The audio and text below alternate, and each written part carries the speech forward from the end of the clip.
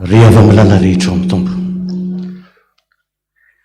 ry kristiana avako, ry fiangonana malala, ry mpiara-miazakazaka rehetra ao amin'ny tompo, tonga eto indray zasy anao, ny any an-danitra ny eny manao zao fiderana zao hoe ny anjely manao an'izao, fa hoy izy hoe zao olona zay noforoniko zao no manambara ny fiderana, andetsika hidera azy ame voninahitra azy, voninahitra ny eo an'Andriamanitra rery any.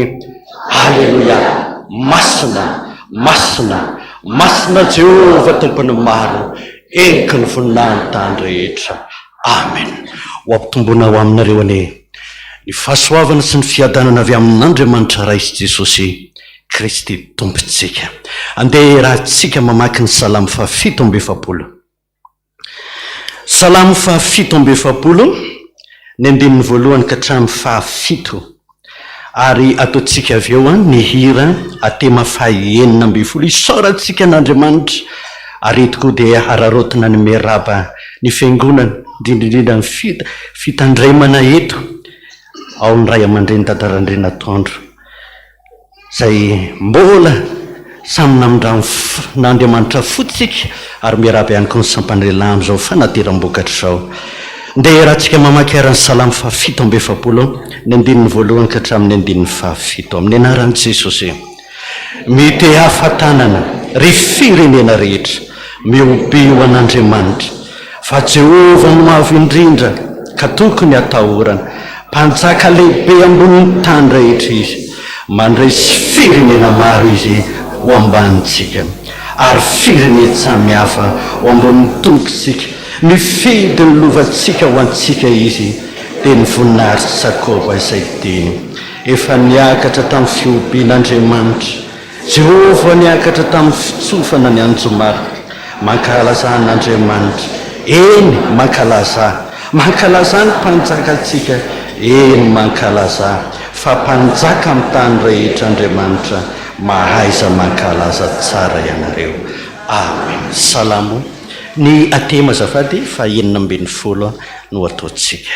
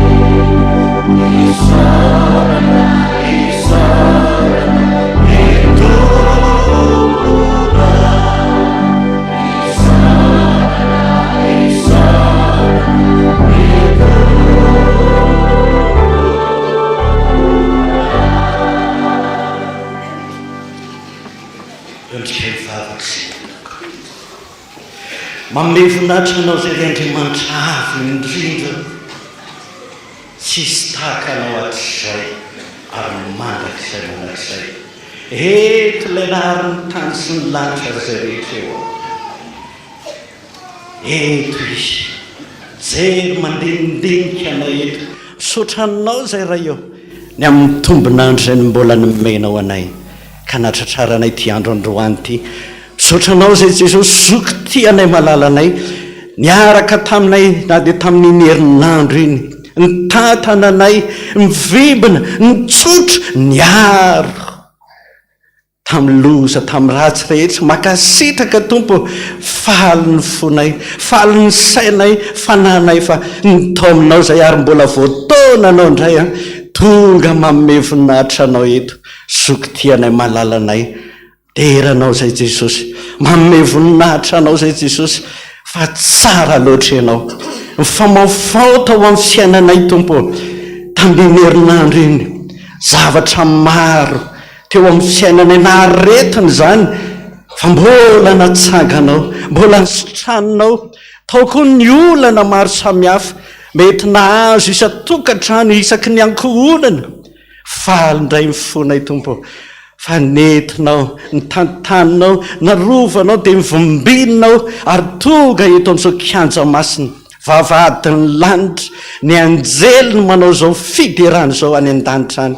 Fa zay kosa raha mba nitsinjovinao, raha mba nijerenao manokana dia tonga eto ary tianao ampahirezana indray, satria ianao dia mpamonjy. Sotra Tompo, manome voninahitra anao zay Jesosy, tsy mba tahaka ny fomba ny olo-masina ny an-danitra any nefa, fa na dia tsotra raisy fa vokatry ny fonay manao hoe masina, masina, masina Jehovah Tompony maro, enika ny voninahiny tany rehetra. Amen. Mazao toerana Tompo.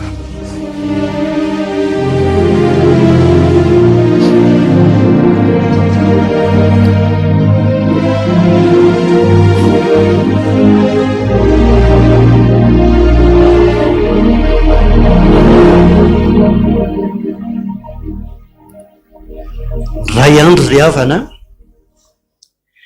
nisy ramatoa anankiray nanantona amin'ny pastera. Toy izy ty ramatoa ty hoe, inona pastera no ataoko fa mijaly loatra ny ankonana, masika mampahory mampijaly ny vadiko izy izy sady mamono.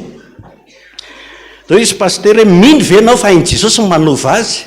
Mino ao izy ramatoa, manaiky venao zay rehetra teneniko aminao? Eno izy ty ramatoa satria ory loatra. Izy pastera hoe, makanesa rao izy any amin'ny liona dia maka volombava anankiray dia eto aty amiko. Tsy liona avy eo izy izy, tsy maintsy volombava avy eo izy izy. Eno izy pastera, tany Afrika anseho ny tantara. Mba teo vonjena ao izy ty ramatoa ty dia lasa le ramatoa. Ndray andro voalohany ho any amin'ny liona izy, vao nahita an'le liona, tseromony indray mandeha, nitsoka, nandritry ny herinandro fotsiny zay. Herinandro faharoa, inona nataoko ary ahavitako ny asa? Tondra vongakena raha izy. Dia natao nita an'le liona, ty omeko anao ty ozy izy. Dia nijery le liona sady nanantona ihany le ramatoa. Nitseromony indray mandeha, natsipiny indray le hena. Lasa izy nitsoka satria nitserina le liona. Herinandro faharoa zay, herinandro fahatelo, tahaka an'izay ihany nataony. Netiny indray le izy, ne nanantona tsikelikely foana an'le liona izy. Nitserominy liona indray, natsipiny le vongakena. Lasa izy nitsoka. Herinandro fahatelo. Herinandro fahaefatra, efa tonga teo akaikin'le liona izy. Ay izy efa niondrakondana teo amin'le liona, tsy nitseromin'ny liona intsony, dia nalainy amin'izay mivolombava an'le liona. Dia lasa izy nakany amin'ny pastera. Rehefa tonga tany izy afaka ray volana, herinandro fahaefatra. Ty pastera ilay izy, vonjeo amin'izay, mino fa ivan'ny olako.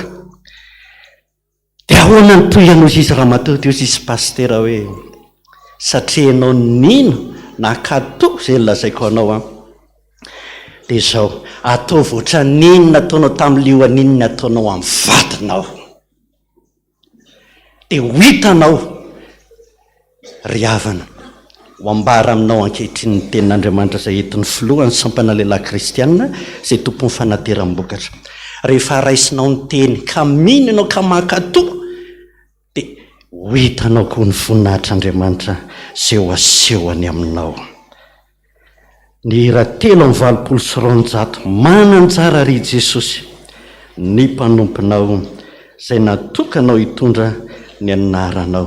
3:valopolo ny andininy voalohany sy ny andininy faharoa. Raisy ny tenin'Andriamanitra izay omenanao, akato avy izay lazainy aminao dia ho hitanao koa ny voninahitr'Andriamanitra. Ataontsika izany hira 3:valopolo izany.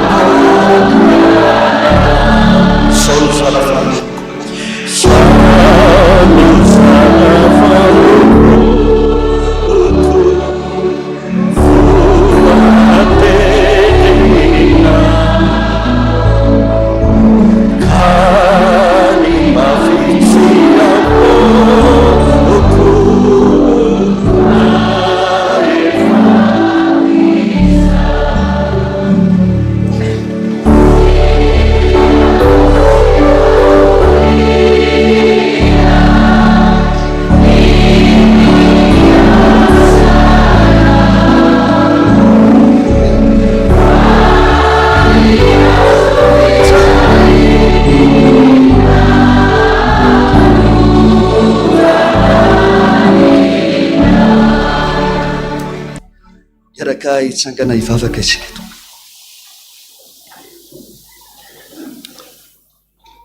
Andriamanitra rainay amin'ny alalan'i Jesosy Kristy tomponay ianao. Misaotra makasitraka anao zany amin'ity alahady maraina ity. Fa tsy noho ny amin'ny herinay na ny tanjakay na izay mety ho fahatsaranay, fa noho ny amin'ny fahasoavanao, ny fitiavanao, ny famindramponao no mbola nahafahanay nahatratra zao andro izao. Mankasitraka Tompo Jesosy io ankehitriny mangeta anao zay, mangeta ny teninao tokoa zay, mba hampahery anay, hitaridalana anay amin'ny antso zay efa niantsonao anay tsiraray avy. Fa namasino midina eto aminay ary mitenena aminay Tompo, mitenena aminay araka ny fombanao fa mihaino anao izay mpanomponao. Amin'ny anaran'i Jesosy Kristy Tompo, amen. Ara-petraka tsika Tompo.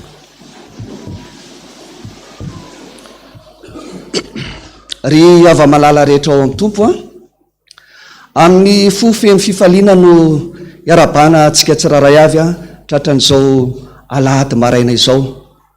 Ary miarabantsika ihany koa nahatratra ny taona vaovao 2024 taona ny famindram-poa ho antsika tsiraray avy. Miaraba manokana ihany koa ny sampana lehilahy kristianina Ampandrana Taninanadrano nahatratra zao andro-bokatra izao. Ampitomboana ao amintsika tsiraray avy re ny fahasoavana sy ny fiadanana avy amin'ny Andriamanitra ray sy Jesosy Kristy tompontsika. Andro-bokatry ny sampana SLKAT ny andro androany. Andro anankiray ihany koa ifankahitantsika ao anatin'ny taona. Dia tenin'Andriamanitra izay nanokananay nanorenanay SLKAT izao androm-bokatra izao ary tianay koa ifampizarana ifampaherezana amintsika mpianakavin'ny tompo dia teny voasoratra ao amin'ny filazantsarany lioka filazantsarany lioka toko 720 dia raisina amin'ny andininy 9 hatramin'ny 10 filazantsarany lioka toko 720 andininy 9 hatramin'ny 10 teny efa fantatritsika loatra zany teny zany rehefa hitatsika dia ovakina amin'ny anaran'i Jesosy Kristy tompo fa Zakaiosy kosa nitsangana ka nanao tamin'ny tompo hoe indro tompoko ny atsasaky ny fananako omeko amin'ny malahelo ary raha misy zavatr'olona nalaiko tamin'ny fanambakana dia onerako avy efatreny zany ary hoy Jesosy taminy aniny tonga eto amin'ity trano ity ny famonjena fa izy dia zanaky Abrahama koa fa efa tonga ny zanak'olona hitady sy hamonjy ny very mialohan'ny tena andraisantsika fampaherezana ny amin'izany tenin'Andriamanitra zany amina hoe androm-bokatry ny sampana SLKAT ny andro anio dia rary ngamba ny riavana raha hitondra fifampizarana fijoroana vavolombelona hoe inona marina ho zany SLKAT inona no asa atao sy nataony zany sampana SLKAT izany asa vitsivitsy no hijoroana vavolombelona eto anatrehanareo maro no azo tenenina fa zay nanamarika iny taona 324 no ifampizarantsika etona zany voalohany nisy asa nataonay zay anankiray alahady fa 14 ny volana Mai sorti anankiray nataonay tena amin'ny FPVM Ivato ny nahagaga tamin'io asa io efa vita ny programme calendrier-ny sampana SLKAT tamin'izay calendrier 2023 zany vao tonga ny fanasana ny sampana lehilahy kristianina teo tany amin'ny fitandremana no nanasan'ny SLKAT dia rehefa nitenenina zareo hoe mety tsy ho possible ntsony ty fangatahana ty satria efa vita ny calendrier-ny SLKAT fa nahagaga dia zao tena nisisika ireo SLK reo hoe tena ianareo mihitsy tena mangetaetanareo SLKAT zay ampahery anay amin'ny fotoana io satria androm-bokatra izy zareo lay fotoana dia nitongavany tato amin'ny efitranonay mihitsy izahay hoe tena mangataka anareo SLKAT mangataka anareo mba hanatanteraka an'io asa io fa hitanay ny calendrier anareo mbola misy daty tahaka zao malalaka ny SLKAT moa amin'ny andro fety rehetra tahakany hoe fête de mère fête de père Pentecôte Pâques sy ny sisa ny andro fandraisana dia tsy manao activité fa tena manafanany amin'ny ankohonana dia nijerena ny daty hoe 14 mai fête de mère nefa izy rehefa nentina mbavaka sy ny fampijerena dia hoe andao ary atao ty asa ity dia rehefa natao le asa dia ndeha ny fotoam-pivavahana maraina nafinaritra ny fotoam-pivavahana maraina rehefa nandeha ny gala évangélika ny ariva ao amin'ny FPVM Ivato ao misy tsara be ny fiangonana fa eo am-panatanterahana ny fiangonana zareo amin'izao fotoana izao misy efitra anankiray malalaka zay ao ambony dia tao nanaovana ny gala évangélika dia taty amin'ny faraparan'ny fotoana nisy hira anankiray natao hoe ny mpianatra zay le hira dia zay ny arahan'ny SLK atao an-toerana sy ny SLKAT ny hira dia teo tena atao ampovoan'le hira nisy estrady zay estrady plaza io ao amin'le fanaovana an'le fitoriana dia teo ambon'le estrady no napetraka zany le estrady nitsanganan'ny mpihira teo ampovoan'le hira nirodana le estrady ambany zany nipetrahan'le estrady ambony raha ny tokony izy rehefa nirodana le estrady ambany tokony nirodana koa le estrady nitsanganan'le mpihira fa nagaga dia tsy nirodana le estrady ambony fa miaraka nilatsaka tamin'le estrady ambany tapaka kely ny hira fa rehefa samy tafatsangana dia mbola nytony hira ary tena voamaika nafana ny hira ary ny fampaherezana zay nety ny ray aman-dreny pasteur Romain moa ny eny dia hoe niaraka ny hira taminay teo ambony sehatra teo niaraka ny anjera taminay teo izy fa ny fampaherezana nataony tamin'izay dia hoe misy zavatra misy antony zavatra rehetra matony anjera le estrady dia misy ny fanatrehan'Andriamanitra teto amin'ny toerana ity ary matoa tsy nisy ny naratra na zavatra simba dia manaprofo zany ozy izy a fa niaraka ny faly a tamintsika teto a Andriamanitra. Ny tena nampaherany SLKAT tao anatin'izany dia hoe raha tamin'izany tokoa moa no tonga ny tompo dia tena fifaliana aminay hoe eo am-panompoana no andraisan'ny tompo a anahitaka izany koa no ampaherezana antsika hoe miomana mandrakarivotsika tsy fantatritsika ny andro sy ny fotoana rehetra. Asa anankiray manaraka volana oktobra 2023 tany amin'ny toerana anankiray zay somary lavidavitra le toerana dia natao tafika masina kely, zany hoe mandeha sapotsy zay dia miverina lahady a tany amin'ny toerana atao hoe Amboarapoitra FPVM efa misy fiangonana any any amin'ny faritra Matasoa any zany toerana izany. Dia any ampivolony Matasoa any a lavidavitra ratsiratsy ny lalana. Ny nasarotra an'le asa dia tsy tonga ny fiara le toerana misy an'ilay fiangonana sy anaovana an'le asa fa mbola mipita tanimbary dia miakatra avoana zay dia tsy maintsy ny tanterina bataina daholo a ny entana rehetrarehetra zany.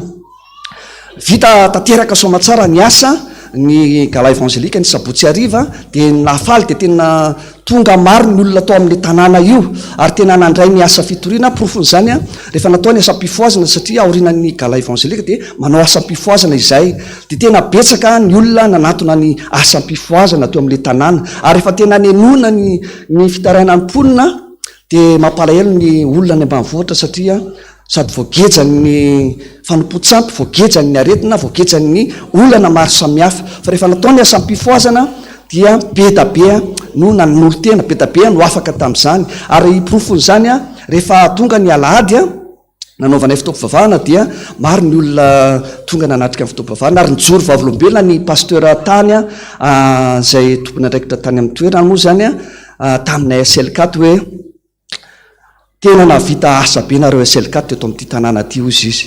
Tsy mbola nisy asa sy asa-pifoazana lehibe ohatr' izany a teto amin'ity tanàna ity. Nisy any ozy izy sampana vitsivitsy tonga taty a toerana be mpamosavy moa le toerana efa nampitandremana anay mihitsiny. Nisy sampana anankiray izy tonga taty a fa nikorotan'ny mpamosavy ny toerana natoriana sy ny toerana nanaovana ny asa ny alina zany dia lasa tsy zarizary le tsy vita zany le tsy vita tsara le asa ozy izy. Dia nisy koa sampana anankiray ozy izy tonga taty fa avy be indray ny orana tamin'izay fotoana izay dia sahirana mihitsy ny bata entana, sahirana na ny fanataterahana ny asa arany a dia tsy totosa tsara koa ny asa fa taminareo SLKAT ozy izy a tonga taty dia tena be da be ny asa vita, tena makasitraka nareo a zany dia voninahitr'Andriamanitra irery any. Manarak'izany riavana ny tafika masina lehibe izay nitanterahan'ny sampana SLKAT tamin'ity taona 2023 ity a tany amin'ny faritra Menabe tany any amin'ny faritra eo Atsirabe zany a dia mivily a makany miandro vazo a tonga hatrany a Morondava tany. Asa vitsivitsy no hotsonganay a fa betsaka ny azo ijoroana vavolombelona fa vitsivitsy amin'izay any a no ndeha hifampizarana amintsika tao anatin'izay tafika masina lehibe izay indray.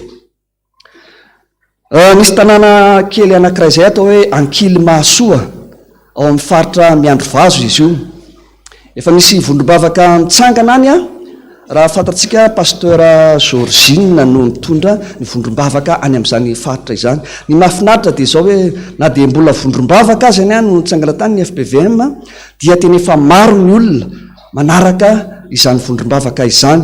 Ary tamin'ny fotoana nandalovanay tao a efa nisy tanora fikambanana tanora zany tao amin'ilay vondrom-bavaka dia nanapa-kevitra zareo hoe ataonay sampana SLKAT ny fikambanana misy anay zany. Mahafinaritra ary mampahery SLKAT ny fandrenesana zany dia nangataka taminay ry zareo reo hoe satria zareo reo a dia manao tafika masina amin'ireo tanàna manodidina lavitra ambanivohitra lavitra dia nangataka taminay ry zareo hoe mba omena sonorisation kely zany a mba ahafahandry zareo manao tafika masina. Tena niraisinay SLKAT io adidy sy andraikitra zany a ary rehefa tonga taty Antananarivo zay a dia nividy reny bafla portatif chargeable reny dia nalefa tany le izy. Tena fifaliana no nandraisany zareo a izany fanampiana nataon'ny SLKAT izany. Dia zavatra anankiray koa namarika atao amin'ny tanànany Ankilimasoa io. Any amin'ny faritra miandro vazoany dia tena mahamay miasany dahalo rahantsika malalanga amby zany amin'ny faritra miandro vazo hatrany morondava iny zany. Misy taloha kely tafika masina zany nisy dahalo anankiray tena raindahany to amin'izany tanàna izany nampijaly ny vahoaka mihitsiny fa narary izy io, narary ny tongony tsy afaka nandeha. Dia rehefa naheno ny asa atao tao anatin'ny vondrom-bavaka FPVM atao ankily masoa dia nanatona andreo ray aman-drenindreo zany. Ary rehefa nanaovana ny asa dia sitrana ny tongotr'ilay dahalo zany. Dia tao anatiny indrindra ny fandalovan'ny tafika masin'ny SLKAT dia nanolo tena hoe tena hanompo an'Andriamanitra tena iova zany dahalo zany. Dia nampahirezina teo dia rehefa natao moa ny gala evangelika tao amin'ny tanàna io dia hoe vonona vienao ijoro vavolombelona eo anolohan'ny mponina rehetra zany.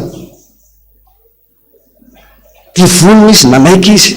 Rehefa natao ny gala evangelika ny ariva dia tena voromaro ny olona tao amin'ny tanàna io. Dia nijoro vavolombelona teo zany dahalo zany. Natahotra ihany izay hoe dahalo namono olona eo, misy gendarme manatrika eo karaha ho samborony gendarme ety dia atao ahoana? Fanetina mbavaka dia hoe andao vonona ijoro izy dia nijoro vavolombelona teo izy sahala dahalo nampahory vahoaka fa nifanena tamin'Andriamanitra ahako, nosotramin'Andriamanitra ahako, iova ahako, anaraka an'Andriamanitra ahako, zany asan'Andriamanitra zay tanterahana koa amin'ny alalan'izao SLKAT izao. Voninahitra amin'izany an'Andriamanitra. Ary raha mandinika hoe misy olona anankiray tena hoe ratsy nijoro vavolombelona amin'ny olona rehetra dia mitarika izany hoe tena zako andeha iova. Raha olona tahaka an'io miova dia iova koa ako. Dia inona efa nahazo tapitra tany hoe tena miroborobo izany vondrom-bavaka izany. Efa nahazo tapitra hoe betsaka ny olona nanolo tena hanompo an'Andriamanitra na tsy eo amin'ny FPVM ary fa nasaina nanamafy ny any amin'ny fiangonana misy azy tsirairay avy ihany. Manaraka riavana tao amin'ny tanànany Belo-sur-Tsirbiana tao moa tena ivon'ny tafika masina lehibe. Efa misy ny fiangonana FPVM any a Belo-sur-Tsirbiana. Ny zavatra azo marina atao be be ny asa tao fa zavatra anankiroa ngamba no teneniny. Misy vehivavy zay nanaovana asa tao ary efa nanaovana asa menolo zany izy. Rehefa tonga tao ny SLKAT dia natsoina foana ny mpiandry, ndao fa misy olona mihetsika ry am-piangonana. Ary rehefa mihetsika vehivavy io dia tena tsy voatazona tsy tompony tenany mihitsy fa tena sady mamono zany. Dia atsoina ny mpiandry ny SLKAT ndao fa mihetsika indray le vehivavy io dia atao ny asa dia miverina dia napitso indray efa hariva ny andro misy miantso indray avy any andao fa mihetsika indray satria tao am-piangonana izy matory andao fa mihetsika indray miazakazaka indray ny mpiandry manao ny asa. Ny asa sabotsy mialohan'ny alahady zay nanaovana ny gala evangelika farany asabotsy atoandro mihetsika indray izy dia natsona indray ny mpiandry dia tena nanaovana angaredona teo nanaovana asa teo tena miasa mihitsy ireo vehivavy moa zany tena niasa taminy nampandro azy vehivavy mpiandry ao amin'ny ndao mba mihetsika tehaka kely ireo mpiandry ao amin'ny SLKAT reto fa tena miasa ireo rehefa natao mifampitonomana teo tena sitrana lay ramatoa ary tena hitanao tena afaka. Dia rehefa afaka izy dia nitantara amin'izay izy ny zavatra nahazo azy dia tahaka izao. Misy fanantondra azo izy dia midina ao anatin'io rano io ireny ranony Tsirbiana io zany. Mety nanidina tany anaty rano izy ary nagaga dia tsy lena izy midina ny anaty rano. Ary ao anaty rano ao izy misy tanàna ohatran'izao hitantsika zao. Dia rehefa tonga tany izy dia misy nanolotra fanafody zany dia nampiakarina tetỳ ambony tany. Dia rehefa tafakatra tetỳ ambony tany izy tsy lena ny akanjony, tsisy lena zany izy. Dia nanomboka tamin'izay izy dia lasa nanana fanomezam-pahasoavana zany mahay manasitrana. Dia nanasitrana olona teo amin'ny tanàna izy dia be ny olona nanantona azy zany nosotrany fa izao nampijalian'lay fanahy izy. Rehefa mihetsika lay fanahy dia tena mijaly izy. Rehefa mahazo tonga saina izy rehefa avao dia tena reraka sy mijaly ary tsy manana fiadanam-po mihitsiny tao anatin'izany zavatra nahazo azy zany. Dia izay no tonga azy nanatona ny mpiandry, nanatona misy hoe asa-pifoazana ao amin'ny FPVM Belo Soritsiribena dia nanatona tao izy hiasana zany hoe tena teo afaka amin'izany fanahy mahazo azy zany.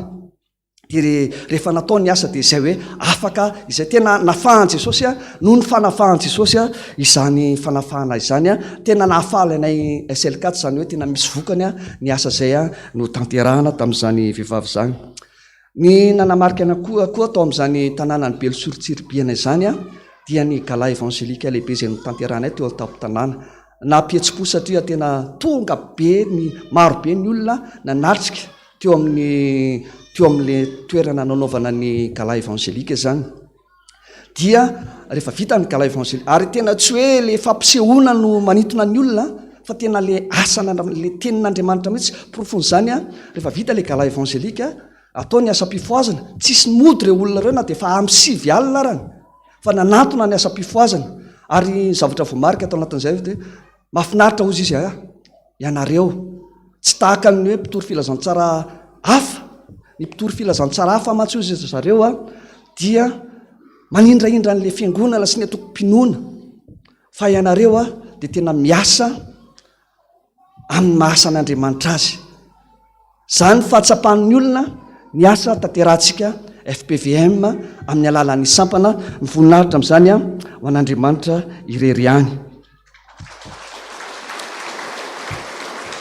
Manaraka tia koa dia nampihetsi-poanay misy tanàna anankiray izay eo anelanelan'ny Belo Soritsiribena amin'ny lalana anelanelany Belo sy Morondava iny zany. Mitsofoka ny tanàna ambanivohitra be zany nefany bemponina ilambo kely no anaran'izany tanàna izany. Efa misy fiangonana FPVM fa fiangonana mampalahelo vita amin'ny tany ireny le rindrina dia tafo-bozaka kanefa dia mafana zany fiangonana FPVM zany ary misy pasteur vehivavy zay pasteur Katerine izy teo no mitazona izany fiangonana izany. Ny nampihetsi-poanay efa tamin'ny 10 alina izay ny tonga tao fa ohatran'ireny hoe fitsenana mpanjaka ireny no itsenandry zareo ny SLKAT hirahira tehaka no itsenandry zareo anay teo am-patongavana dia efa nahazo aina satria afinaritra ny asa eto amin'ity toerana ity. Natao ny porte-à-porte tena atandroy, misy atandroy tsy fantatrao mihitsy ny teniny nanaovana porte-à-porte fa rehefa ohatra misy mpandika teny kely zay eo amin'ny zareo dia miteny le anankiray dia ohatrany adikany kely le teny dia miteny ray zay dia adikany mahazo an'le tenitsika izy fa izy rehefa miteny tsy azonao mihitsiny. Nambara tamin'ny fitiavan'Andriamanitra dia mahafinaritra fa tena voatoana ny folon'ny olona dia aprofon'izany dia betsaka koa nanatrika ny fitorinan-kira sy ny asam-pifoazana. Dia izay mino fa ny asa nafafy dia Andriamanitra no mampitombo azy ireny. Nijoro vavolombelona ny pasteur rehefa alohan'ny andeha izay hoe tena navita asa lehibe koa nareo SLKAT teto amin'ity tanàna ny lampo kely ity. Nisy lehilahy kely zay ankizy lahy kely eo amin'ny 10 taona eo angambany jamba izy io. Ny zavatra nahazo ny masony zany dia tena tonga dia jamba tsy nahita. Efa nanaovana zareo asa fa tamin'ny fandalovana tao dia nentina tao izy ty mba anaovana asa. Dia nanaovana asa nandritra ny petrahanay tao dia taloha kely nandehananay dia nijoro vavolombelona tonga teo mihitsy le ray aman-dreniny hoe nentinay aty fa efa me mahita manjavozavo izy ilay zanakay ary tena faly reo ray aman-dreniny ireo. Zay mino rehefa mahiratra izany ankizy zany amin'izao ora sy fotoana izao.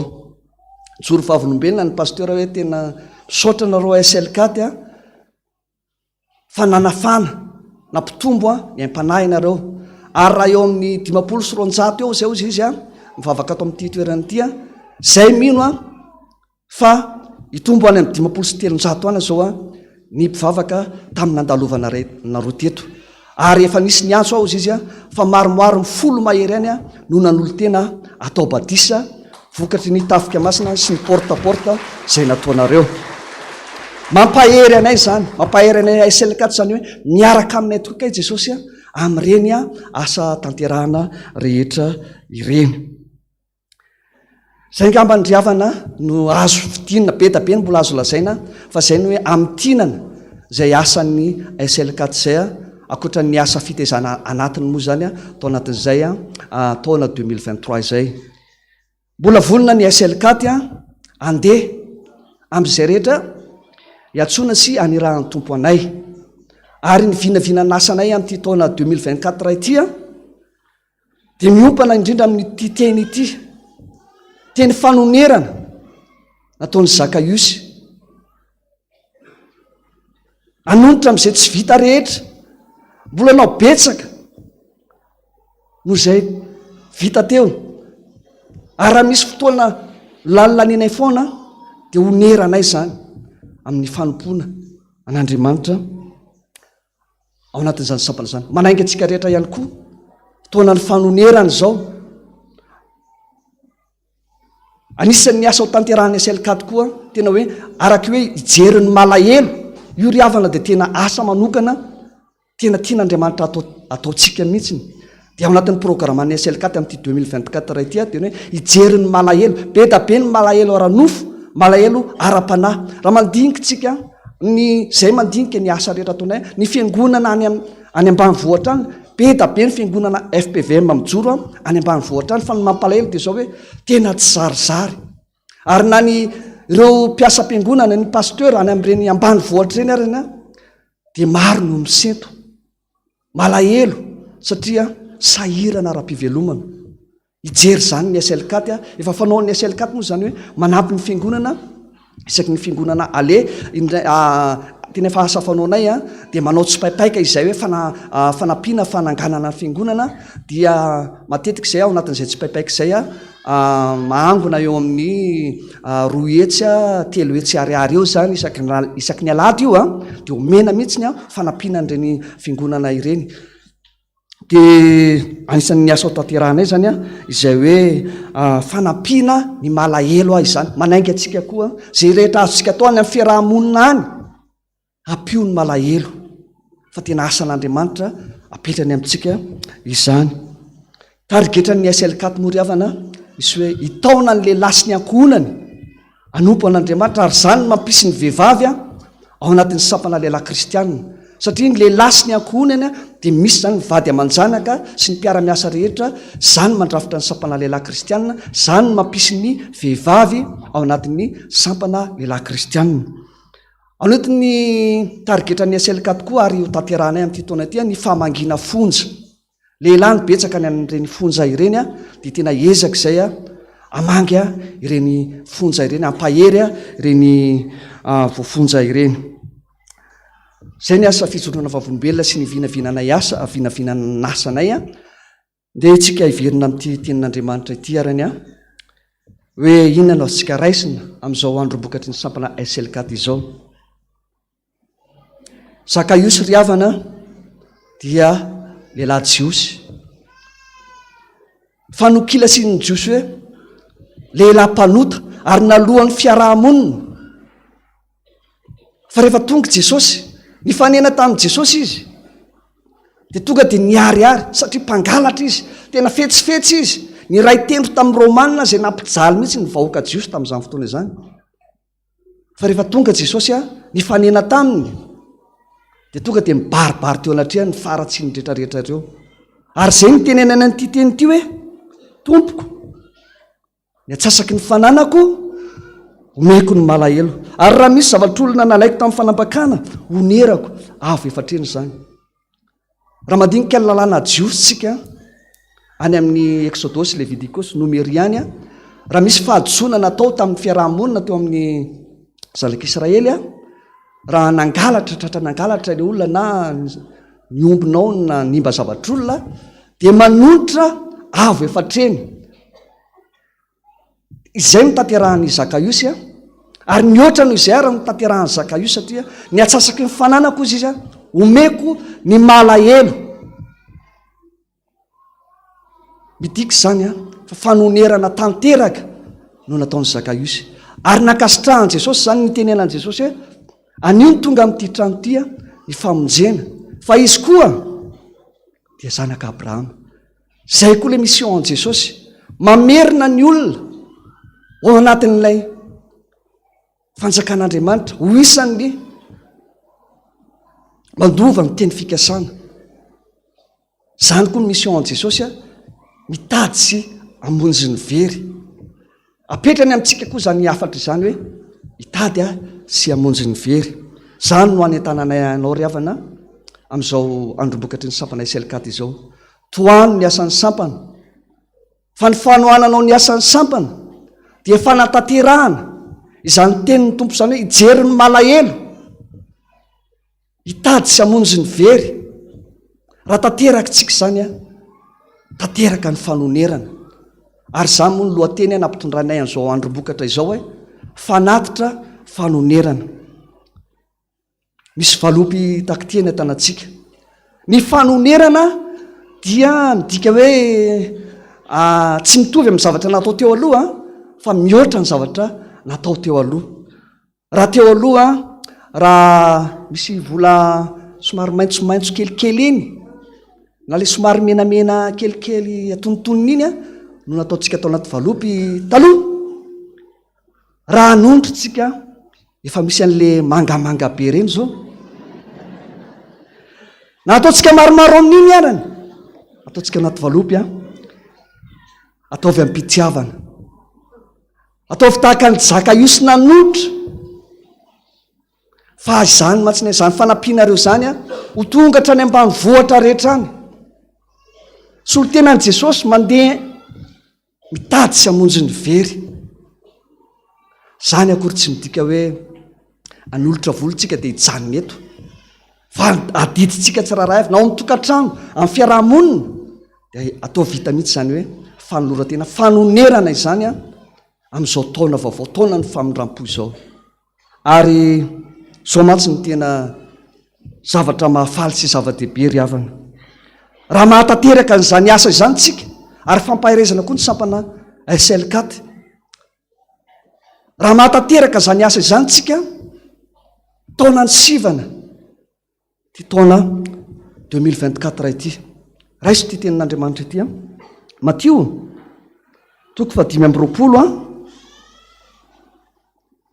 raisitsika amin'ny 9:30. Matio 5:20, 9:30. Rehefa hita dia vakitsika ny anaran'i Jesosy ho atsika tsiraray avy zay manatanteraka ny asa, manohana ny asan'Andriamanitra, ny anaran'i Jesosy. Ary raha tonga ny zanak'olona amin'ny voninahiny, arahan'ny anjely rehetra dia hipetraka eo ambonin'ny seza fiandrianan'ny voninahiny izy. Ary ny firenena rehetra angoniny eo anatrehany dia navaka azy izy tahaka ny mpiandry ondry manavaka ny ondry amin'ny osy. Ary ametraka ny ondry eo amin'ny ankavanany izy, fa ny osy eo amin'ny ankaviany. Ary amin'izany ny mpanjaka dia ilaza amin'izay eo amin'ny ankavanany hoe: avy ianareo izay notahin'ny raiko, mandovà ny fanjakana izay voavoatra ho anareo hatr'izay nanorenana izao tontolo izao.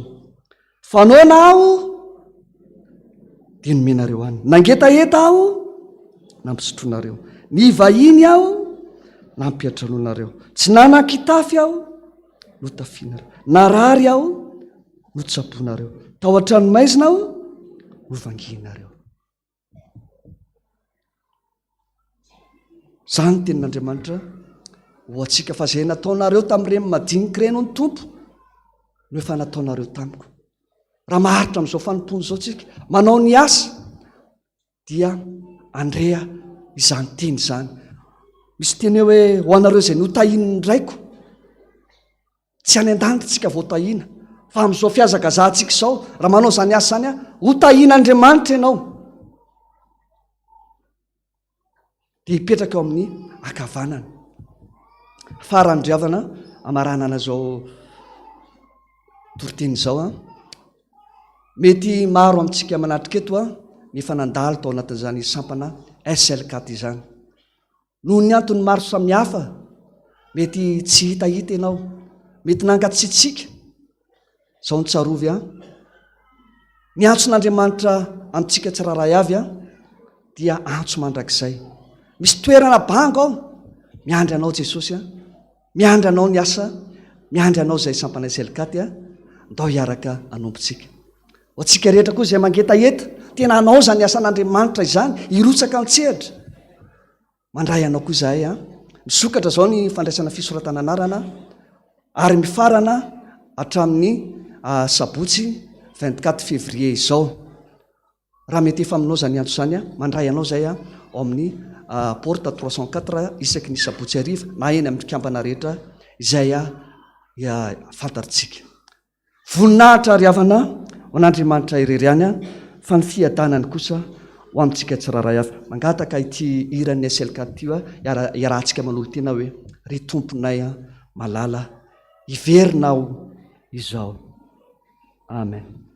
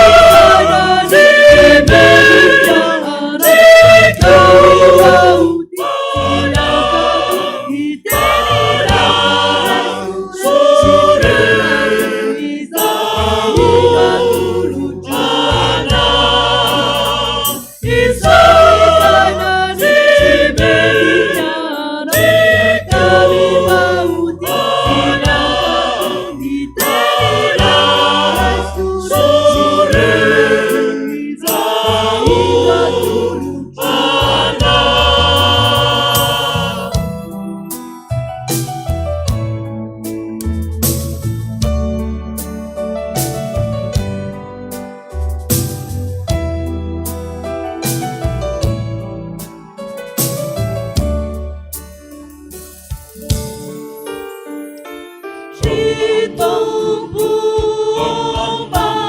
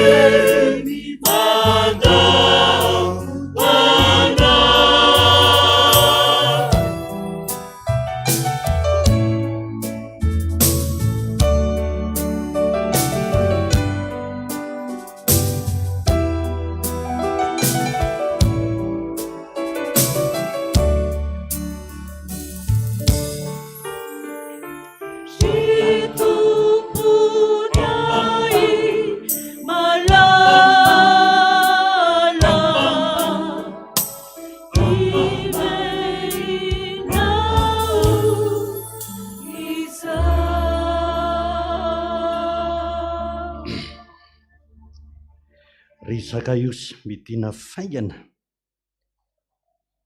fa hiantrano aminao aho i Jesosy. Misy fanapahan-kevitra nataon'ny zakaiosy tao, zay vao tanteraka tamin'ny teny Jesosy hoe anio ny tonga amin'ity trano ity ny famonjena. Tsisy zakaiosy ho atsoina eto, fa isiko zao ny zakaiosy atsoiny Jesosy. Te hiantrano aminao Jesosy, te hiantrano amintsika izy. Dia ilay fanapahan-kevitra niraisiny zakaiosy dia onerako, ary zany ry havana loha hevitra hoentin'ny sampana lehilahy ankehitriny, anondra, omeko foko ny atsasany izay ananako, onerako izay nalaiko tamin'ny fanambakana. So tsika mbola mianika eny amin'ny fialan-tsiny, tsy fahafahana, fahakamoana, midina faingana hozy izy. Raha mijery an'izao sampana lehilahy zao ianao, raha vao mahita ianao hoe 10 taona miakatra, efa dadabe sy bebe ny ankamaroany. Dia rehefa hitanao mitangorongorona miaraka eny izy, efa vinaty lahiny ireny, dia efa vinaty vaviny ireny. Ary rehefa mahita an'ireny ilay mandindihy kely ireny ianao anatin'ny sampana, efa ilay zafy kely ireny. Satria mitaona ny ankohonana, zany ny tarigetra ny sampana lehilahy ry havana. Ka atao aiza ny vady, ka atao aiza ireo ankizy taranaka faramandiby, dia ireo ilay anonitra. Ianao koa mba tenen'i Jesosy mba hanonitra. Rehefa misy fanapahan-kevitra raisitsika, dia misy famonjena zay, dia fanapahan-kevitra ao dia hanonitra amin'izay tamin'ny lasa rehetra, tamin'ny asa jovita rehetra, dia oneranao, dia zay ianao vao tonga aminao zany hoe famonjena, dia zanaka Abrahama ianao. Tsy nahatanteraka ny sitrapon'Andriamanitra tsika ry havana. Be dia be, mety tsy nandihanantsika, tsy nesana nanompo. Ndao ataontsika ty hira 3:valopolo ny amin'ny fahotantsika. O ry mpanota aza manda, Jesosy miantso ka miova, mba manatona azy izao, izy hamonjy anao. Ao aorianan'izay tsika dia hivavaka, hibebaka.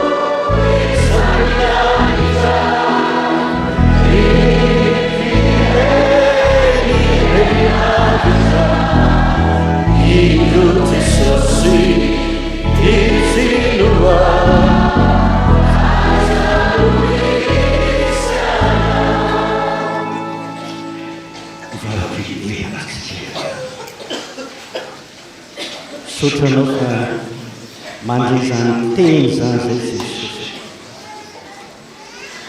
Betsaka ny amin'izao fiainana izao, na dia kristiana, na dia fifoazana matory, tsy mahafantatra, mety manadilo mihitsy azy ny asa ny entsoina ho azy. Androany izao sampana izao, mampahery anay tsirairay avy, hanondra, onerana, ny tsy nety, ny tsy nahavitana ny asa rehetra, ny fanahiana rehetra ny tahotra, ny ainan'izany mantsy izay Jesosy. Mamindra fo aminay Jesosy malalo.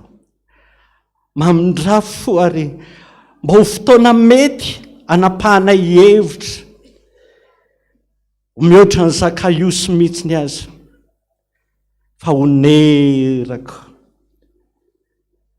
hanondra zay rehetra nalainay tamin'ny fanambakana, zay rehetra tsy nahavitanay ny asa, zay rehetra nahavariana ny amin'izao fiainana izao, hany ka mitondra anarana fotsiny izay fampanompona ho Andriamanitra, fa ny asa tahaka ny tsy vita.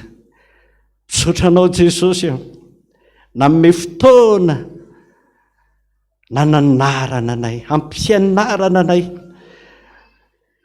ary vonin'izay Jesosy aho, hanapa-kevitra indray, andeha hanao ny asa, fa be dia be nge, na dia eto amin'ity tany sy ny firenena, na dia ny fahitana malagasy tahaka anay, ory dia ory any anatin'ny tokantranony, any anatin'ny fiarahamonina, any anatin'ny fianakaviana any, mba mangetaeta, mba maniry zay rehetra mba hitanay tahaka an'izao hitanay izao, mba maniry hanana tahaka an'izay ananana izao, mangetaeta ny olona maro Tompo, ary izay mba hanapa-kevitra andeha hiainga, hanapa-kevitra hanao ny asa, hiainga anatanteraka amin'ny baiko amin'izay nitsoina ho anay. Misaotra indrindra Jesosy, mino izay farany aiky ny fahotana izay dito, amela dia amela ny eloka ianao, satria Andriamanitra mpamindra fo ianao. Jesosy malala, aza tetesitra mandrakizay aminay ianao, aoka tsy ny fahatezeranao no nanarana ho anay, fa mba hiantrao zay, amindrao fo zay, ka mba hiainga zay, ka tafio ny herinao. Saotra indrindra Jesosy, maka sitraka indrindra, fa tsy sitraka ao zany ny haverezanay, fa ny hamonjy anay aza ao anatin'ny fahorinay. Jesosy malalo, ho ianao hoe tsy ho tezitra aminareo mandrakizay aho, fa hononiko no fahatezerako, ka mindra fo aminao aho, ary mba hiderana ho ianao dia mindra fo aminao indray aho. Zany ny ranay ny salamy nataon'i Davida manao hoe sambatra ny olona zay vao velany eny, sambatra ny olona zay tsy sainy Jehovah, ary tsisy fitakany fa. Amen. Mino an'Andriamanitra ray tsy tompoko.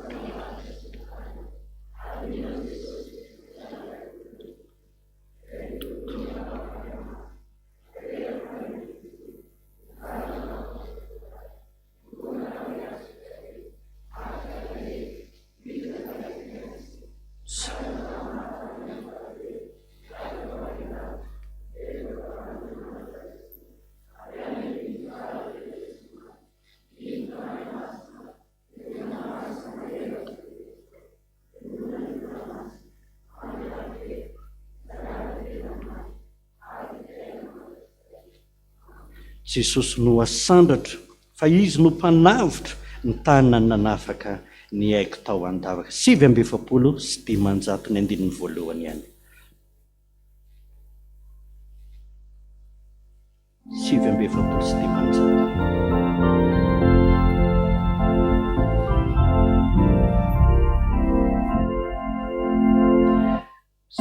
Jesosy no asandatra,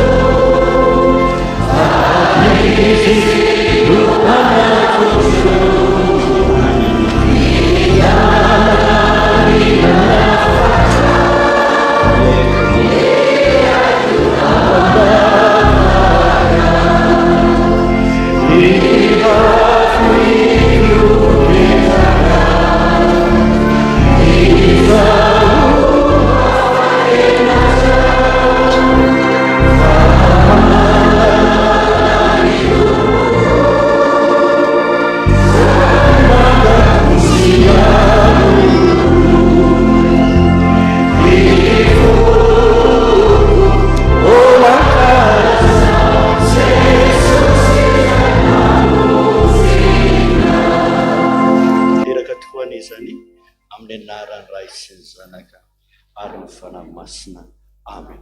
Voninahitra ny eo an'Andriamanitra rery ihany. Alleluia. Masina Jehovah tompony maro, enika ny voninahiny tany rehetra. Amen. Mazo ho toerana.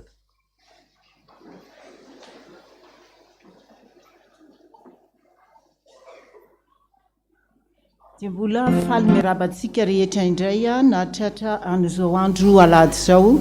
Miaraba ny sampana SLKAT eto amin'ny fitandremana Taninanadrano nandritra ny herinandrom-bokatra ity ary farana androany izany.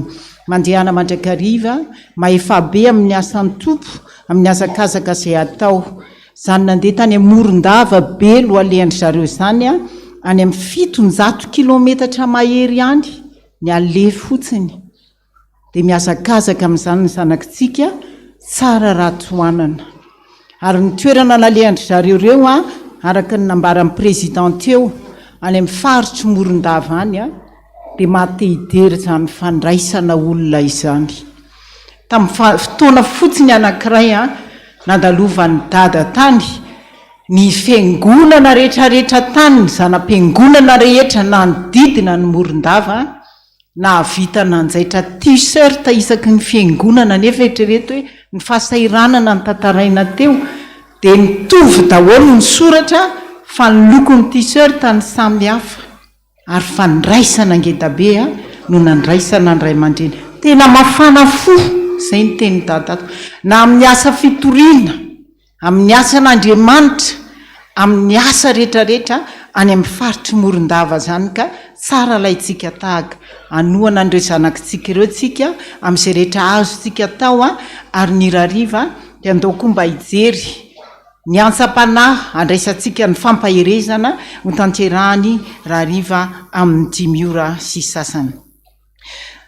Reto re mpanompon'Andriamanitra nanolotra nanomeny anarany amin'izao androany izao alady fa 20 ny volana janvier 2024 re manana ny anniversaire nandritra an'ity herinandro ity.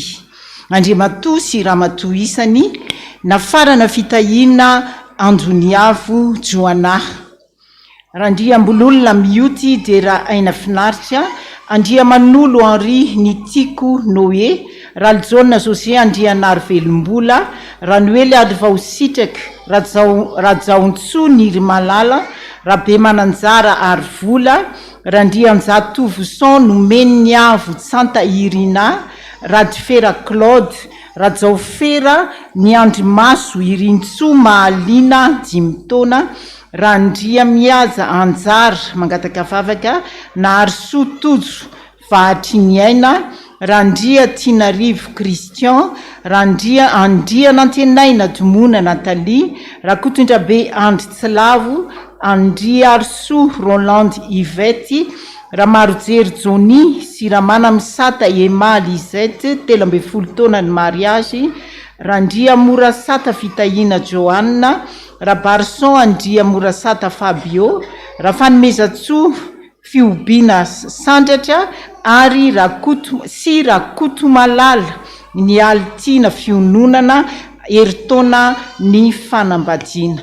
Miaraba nareo amin'ny anaran'i Jesosy, ny gatao tsara omen'Andriamanitra nareo ary atolotry ny fiangonana iarahana mamaky amin'izao tsingeritaona maro samihafa eo aminareo izao dia ny salamo 2:20 ka ny andininy 7.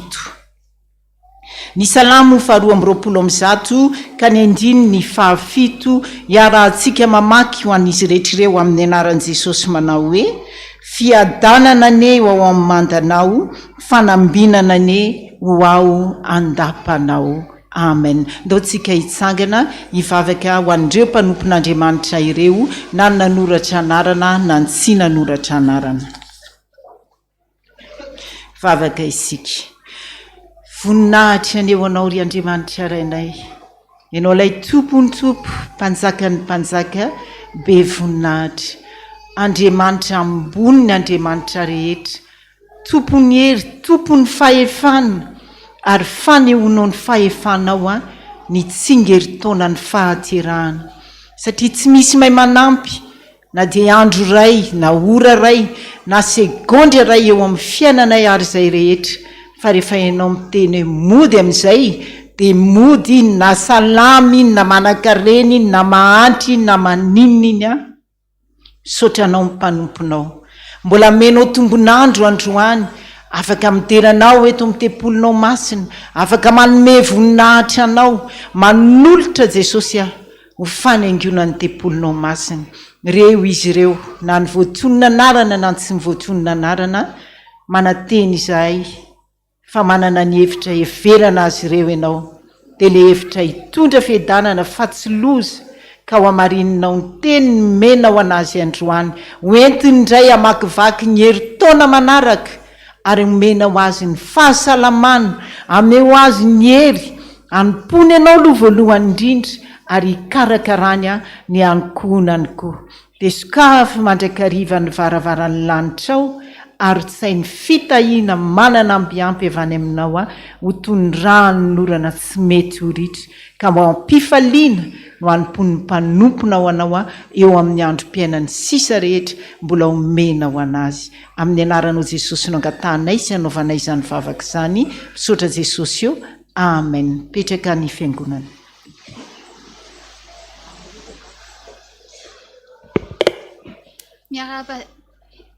Miarabantsika rehetra amin'ny anaran'i Jesosy. Miarabantsika rehetra amin'ny anaran'i Jesosy. Tonga amin'ny 10 minitra ny sekoly alahady ary sika.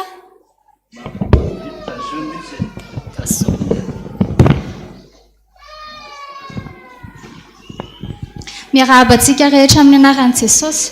Tonga amin'ny 10 minitra ny sekoly alahady ary sika ka iangaviana mba hitsangana ny mpampianatra, ny mpianatra, ny dekona mpianatra sekoly alahady.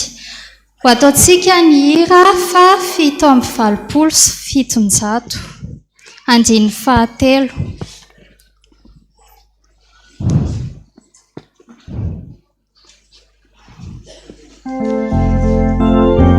Izahay iray aman-dreny no voninkazo koa.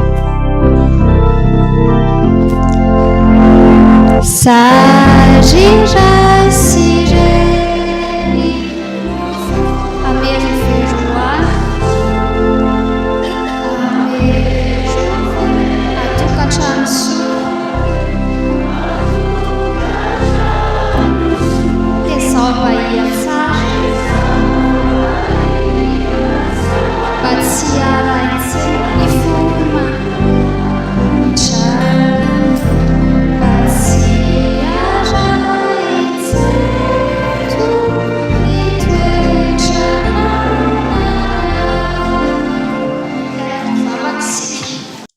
Jesosy io, ianao efa nilaza taminay fa fantaro ny zavatra rehetra ary azony mafy izay tsara. Raha ampita lesona amin'ireto ankizy reto sika androany Jesosy, dia aoka izay sitraka ihany no voalazan'ny vavako. Mba ho loharano hatondraka ny foamam-panainy ka mpihainy mpakatoa izy ireo fa tsy ho mpihainy mpanadino. Amen. Petraka isika. Tamin'ny 5 janoary 420 teo ankizy dia tahaka ny fanaony isan-taona dia manao fety be iray maharitra herinandro mikarana.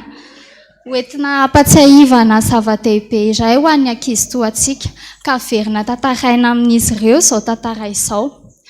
Fahiny elabe nisy mpanjaka iray nananjanaka roalahy izy.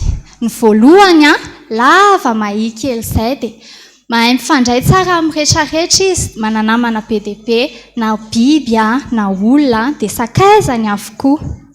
Le faharoa kosa ankizy bota be izay izy dia tsy mba mivokatra matetika izy dia tsy nananamana firy. Indray andro ary nisy vahinana kaja tonga tao amin'ny mpanjaka dia nanome voankazo anazy. Voankazo iray tsy manatsahala tokana tany io voankazo io. Nasainy ilay vahiny nomeny mpanjaka ny zanany mendrika indrindra ilay voankazo dia vaksaina ry rakizy le ray aman-dreny le mpanjaka izany fa hoe iza ary ny ameko an'ity voankazo ity satria samy tiako daholo reto zanako reto. Dia no ny ariva namantonalina ny andro dia nampanantsony ny zanany dia nolazainy fa hoe izay mahavita miodidina intelo an'izao tontolo izao a no mena hotolorana ilay voankazo. Dia maika ery ilay voalohany rakizy niazakazaka nandeha namonjy an'ilay vorona be namana izay dia niakatra teo ambony lamosiny dia lasa zareo ny hodidina an'izao tontolo izao. Ilay faharoa kosa rakizy tsy mba nanana namana vorona izy fa voalavo tao an-trano mba namany dia tsy izy koa bota be dia tsy afaka hiazakazaka mihoatra an'ilay zokony mihitsiny dia teo izy nandinika teo dia tonga saina ihany izy farany dia niraisy ny tanany dadany sy ny neniny. Raisy ny tanany dia najoro ny teo amin'ny taritiny hijoro teo ampovoan-trano izy faty dia lasa izy nakaiso. Lasa izy niodidina intelo an'ilay ray aman-dreniny dia vita izay dia niankohaka teo any atrehany izy dia hozy izy hoe ianareo hoay amiko dia ianareo no izao tontolo izaoko. Ianareo no nabe ahy, nananatra ahy, nikolokolo ahy, nampianatra ahy, nitsabo ahy ka tsy mila mandeha lavitra akory aho. Nanomboka teo rakizy dia faly ery ilay ray aman-dreny sady niaiky mihitsiny ny fahendren'ity zanany dia nomena azy ilay voankazo. Teo rakizy ny atombohan'ny mahazava-dehibe nitsotra ny ray aman-dreny amin'ny karana. Koa raha ireo zava-tsika tsy mino sy tsy manantena an'i Jesosy Kristy mihitsy ireo aza ve rakizy mahay manaja sy mankatoy fatratra ny ray aman-dreny dia isika ampanantena an'i Jesosy indray ve no ambakan'izany satria tsy voankazo fotsiny anenina ny tambony ho antsika araka ny teneniny fa andena ho vakitsika ny ao amin'ny Exodosy 2:12 milaza ny didy fafiry fahadimy manao hoe manajany rainao sy ny reninao dia ho maro andro ianao amin'ny tany izay nomeny Jehovah Andriamanitra ao anao. Amen.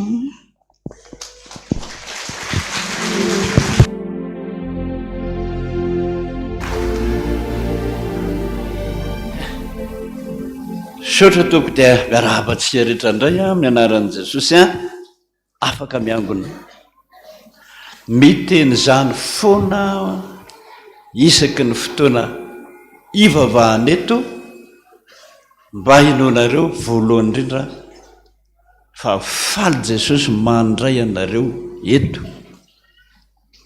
Faharoa any aminareo tsirairay avy ny masony isak'izay miditra eto anareo ary zay nilazainy hoe mahafaly azy ny mahita antsika eto mivavaka eto.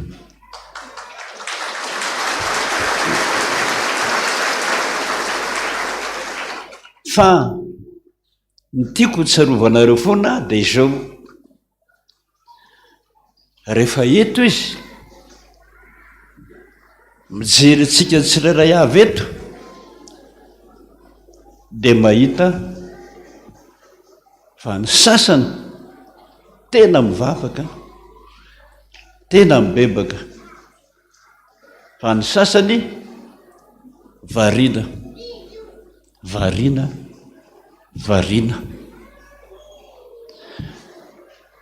Izay no mahatonga azy teny aminareo hoe tamin'ny herin'ny androany manko tsy nisy ny tsodrano, taitra nareo, tena taitra nareo, fa ireny zavatra ireny ininy Jesosy atao ilazana amiko hoe misy betsaka mihitsy eo ny mbola variana, tsy mibebaka akory, zavatra hafa ny eritreretina, aza asiana tsodrano. Fa tsy hanome tsiny ahy ianareo amin'ireny, fantatro fa Jesosy ilay mijery antsika tonga dia tsara.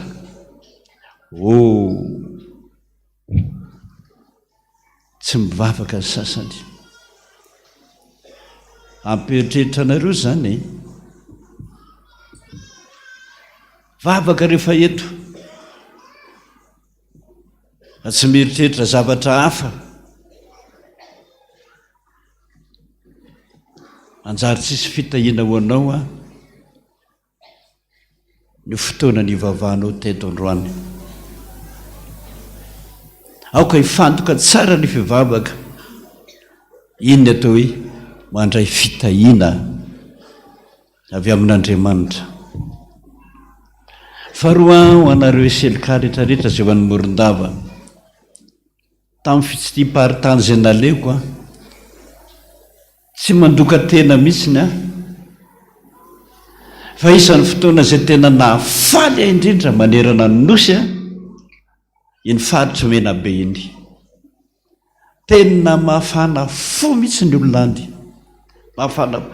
Raha ianareo rakizy mahita an'izany a afa namponiny ankizy an'izany a ohatra ny tehiverinandry tadadio zany teniko izany fa rehefa tonga any ianareo a dia miazakazaka mihitsy ny olona andramby ianareo indrindra fa tanora porofoko aminareo any amin'ny faritra io a zay voahery taona monja na mpiandry voahery taona monja dia tenenan Jesosy hoe ito tiako ataonao pasteur aingana dia aingana, fa mafana fo zany danaky ianao fa tsy mahita mpiandry mafana fotra zany ianao, tsy mahita olona mahay mampibebaka oatra zany any amin'ny faritra iny misy zany any tany lonaka zay ny tsara, tany lonaka amin'ny filazantsara mihitsy a mena be. Misokatra zao tsika amin'ny teny zao a tamin'iny angamba voalahady anankiroa zay a tapo-tanàna amin'ny miandro vazo, fa ny miandro vazo manodidina ka fa tena mafana fo be mihitsy iny fa misy fiangonana any fa mandro vazo tapo-tanàna mbola tsy misy, ary ao a nefa nisy a nisokatra vao tapabolana zay. Jesosy miteny hoe ianao manao pasteur, ary ihany ny ataon'i Jesosy koa hoe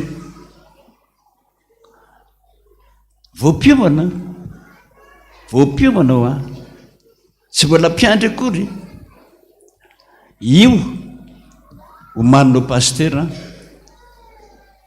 vita mampiandry azy a dia manao pasteur izy. Mahavariana mihitsy ny hafanampony olona any a hita an'Andriamanitra dia manendry olona izy a tahaka ny Davida hoe na dia mpiandry ondry kely any antsaza na hitan'ilay tiany fanahiko a. Zava-mahafinaritra be ny mieritreritra zany hoe mahereza rakizy a dia indrindra tapo-tanàna ny miandro vaza izay isy fiangonana ao aloha ao ny hitako mafimafy kokoa, ao ny mafimafy ho a fa ny manodidina rehetra dia tany lonaka mihitsiny zay a dia mahereza anao fanatitra tsika rakitra kitapo voalohany ho an'ny fiangonana. Ny ampany rehetrarehetra kosa jerenareo zany fiazakazaka ny vahoaka hitsenanareo anay, hitsenanareo dia valio tsara izy, ampibebao tsara izy. Ny angatahako aminareo a dia aza miala mihitsy amin'ny olona zay efa zatra fitenenan'andy, fa misy fitenenana zay tsy haitsika ho antsika sampana rehetra tenenako n'izany. Misy fitenenana tsy haitsika mihitsy a dia mila mpandika teny aingany ianao hoe inona ho ny lazainy, aza miala amin'io mihitsy ianao a. Ary raha mety aza raha mety ho a raha anao hiry ianareo na ampibebaka ianareo dia mangatalo amin'ny tompon-tany any hoe zao ny hiranay a azon'ny olona ty ve zany. Mpiavy rehetrarehetra milaza hoe azo fizay tonga any a na ireo mpiavy ireo ala tsy mahay fa le tena tompo tany any mihitsy fa FPVM reniny nandrika teny taminay ny hoe zao ane nidikan'izany fa nampiavy ara tsy mahay an'izany zay ny ataoko anareo mba azahoana amin'ny fon'ny olona le tena mafana fo any aza dino mihitsy ny mandray fitenenana le fomba fiteny aza dino mihitsy ny miresaka aminy azo nareo ny fony tena miraikitra mihitsy izy fa tsy mitompo mialatsiny any dego nitako koa mifatry dego tsara tarea tena mafana fo ohatra azy izy tena miraikitra mihitsy izy rehefa mahazo anao ary tsy amelany mihitsy anao zay ny mampahatany lonaka amin'ny filazany sarandika dia mahereza daholo atolotsika ho azy daolony ny mpany rehetrarehetra arao vavaka raha olona arao tompony eny laza hoe ny very tadiavo ny lavo arenina verindalana ampibebao zay foana natin'ny fo rehefa andeha zao fa tsy hoe andeha hitsangatsangana andeha hira nafinaritra be fa Jesosy matiantoka zay Jesosy matiantoka raha va tsy mahazo ny fon'ny olona ianao sotra to zay ary zay mamem-pifaliana no ankasitrahana indrindra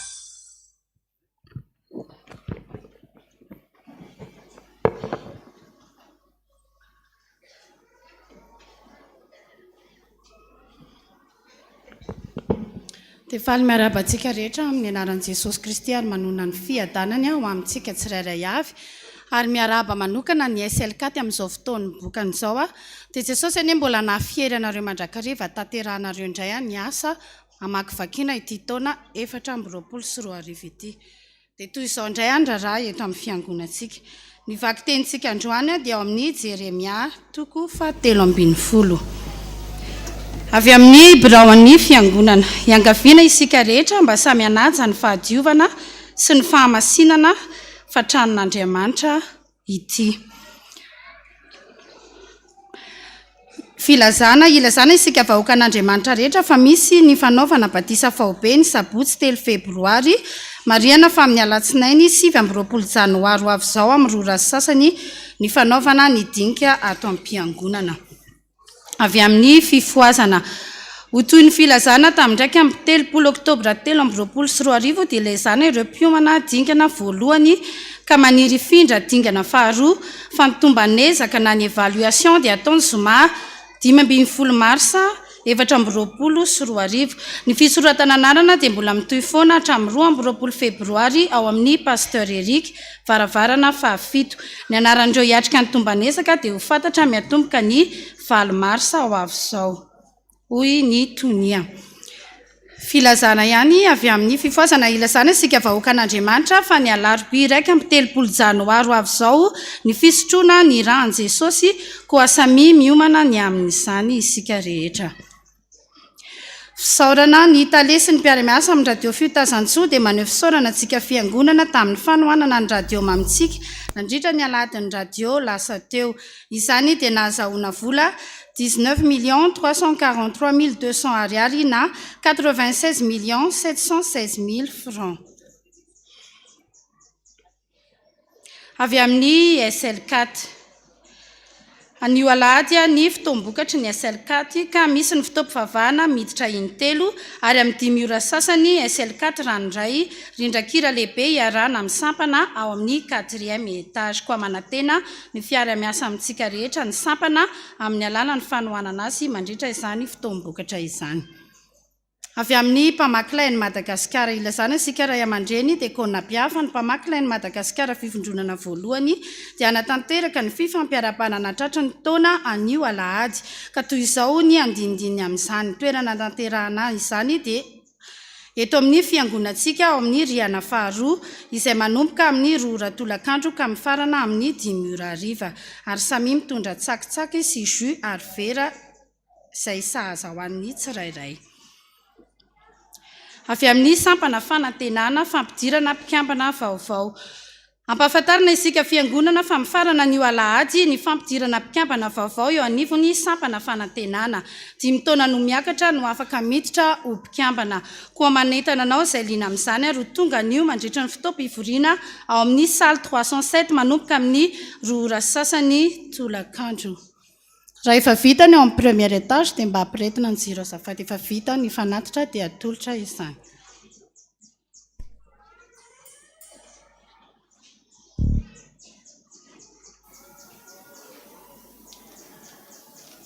Dia manafatrafatra kely anareo SLKAT isan'ny mampiavaka anareo mihitsy ny Corée anareo.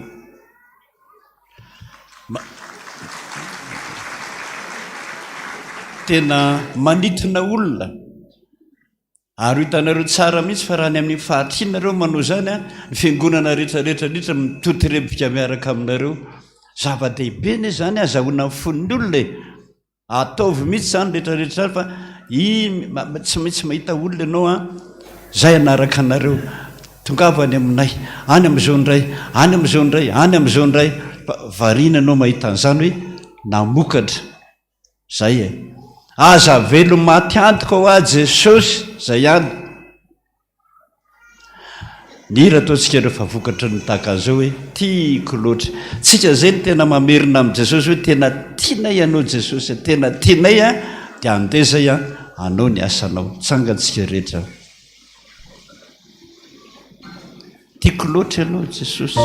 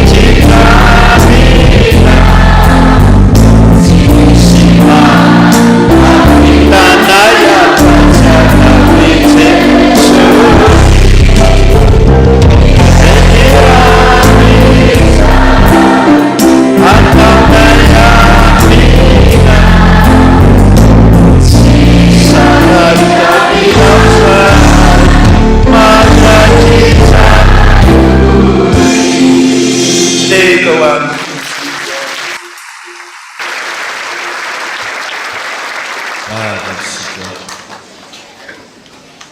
irana farako zany Jesosy velirano ataonay mpanompono rehetrarehetra fa efa nankafy tamin'ny fitantananao zahay, tsy saraka aminao zay fa hifikitra aminao zay. Mahafaly anao zany Jesosy, fanatitra ataonay anao androany. Na kely iny Jesosy, na be iny raiso fisaoranay anao be dehibe amin'ny fitahina mahagaga zay nataonao anay isan'andro. Niangatahako aminao mamindraha fo amin'ny sampana rehetrarehetra anao, miasakazaka tonga ny tany lavitra, amonjy ny ambanivohitra,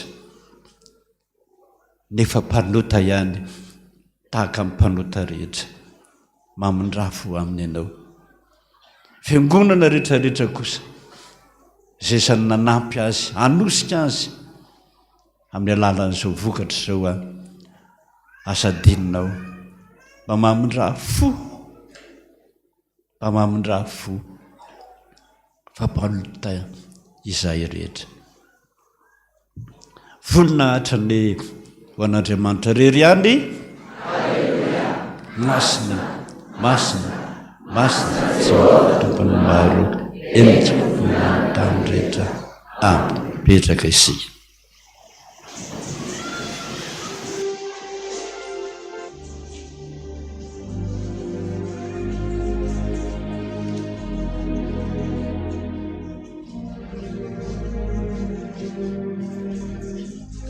Avy amin'ny afafi, ny sampana afafi dia mampafantatra antsika mpiara-mivavaka fa misokatra ny fandraisana mpikambana vaovao nanomboka tamin'ny sabotsy 9 janoary hatramin'ny sabotsy 4 janoary. Ny toerana fivoriana dia ao amin'ny EPP Andravoahangy 1 ampitany rotsorotsy isaky ny sabotsy.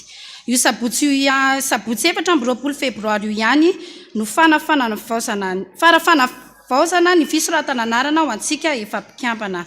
Ny mpikambana tsy manatanteraka izany dia averina ho toy ny manala tena tsy ho mpikambana intsony. Avy amin'ny sampana fefy, ilazana isika fiangonana anasan'ny fefy fa ny alarobia 30 janoary amin'ny 10:00 eto amin'ny foibe 2e étage ny fivoriana iarahana amin'ireo fiangonana mikasa anasan'ny fefy mandritra ny taona 2024. Tsara mariana fa izay nandehanana tamin'ny taona 2024 ka hatramin'ny 2024 tao anatin'ny 5 taona dia tsy mahazo daty noho ny abetsahan'ny fiangonana manasa.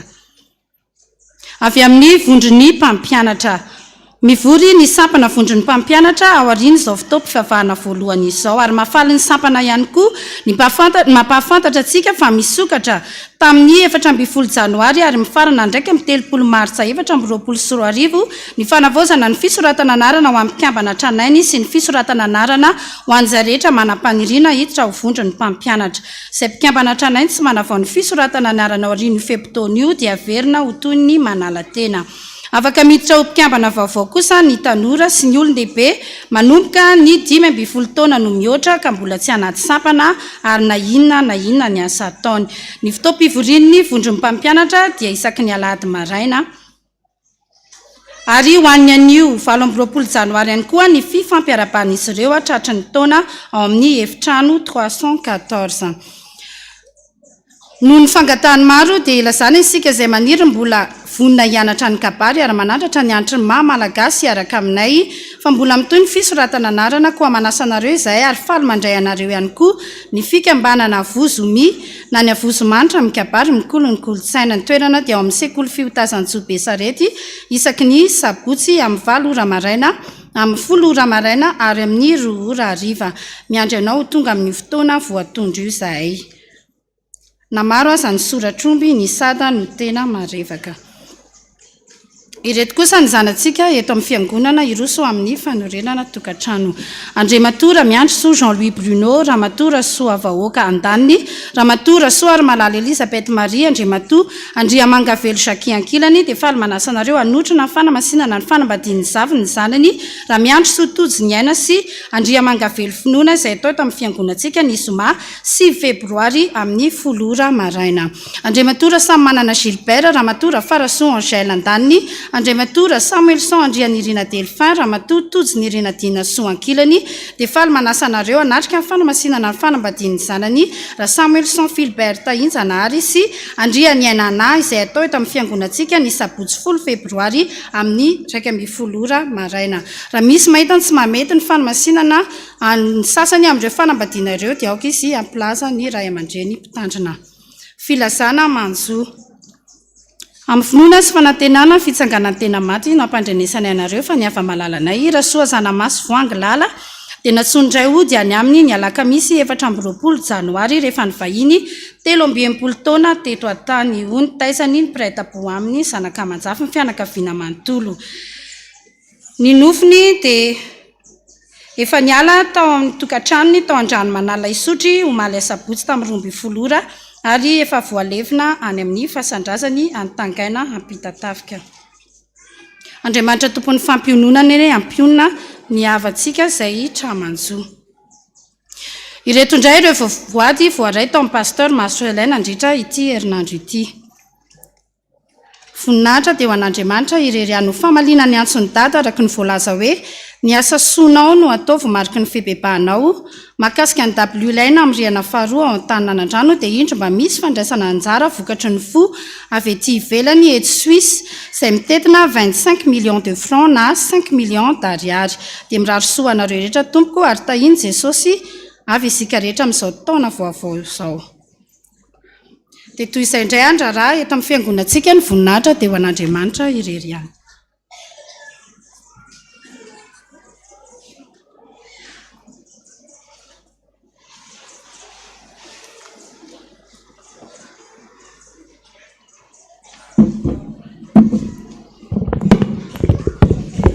Manona ny fiadanan'ny tompo amintsika rehetra mpianakavy finoana miaraba manokana ny sampana SLKAT amin'izao fanateram-bokatry zareo izao. Jesosy tompony na fierenareo mandrakariva fa tsy foana tsekory ny fikelezanareo aina ao amin'ny tompo. Dia toy izao indray voady voaray teto amin'ny rihana ambany. Tsy misy soratra ray alina ariary mifona aminao izay Jesosy fa izao vao manefa mivadiko taminao misaotra Jesosy tamin'ny nanomezanao azy tavaovaoka manolotra vola 10,000 ariary ho any manitra tsy soratra ray alina ariary misaotranao Jesosy fa nomenao tombonandro vaovao misaotra betsaka fa famindrapona toy izao ahy mankasitraka nanome voninahitra ny anaranao masina apetrako aminao ny fiainanay ny adinay minao fa tsy andahoanay ianao misaotra Jesosy vola ray alina ariary tsy misy soratra roa alina ariary tsy misy soratra roa alina ariary omena ny dada 10,000 sy 5 alina ariary misaotra Jesosy tamin'ny fanambinanao anay sy ny tahinao anay Jesosy eo ankiny eo tananao ny dosie momba ny tany ianao nanolotsaina anay amin'ny fikarakarana ny raharaha izanakay mitateraka soana tsara 4 alina ariary ray alina ariary ny dada roa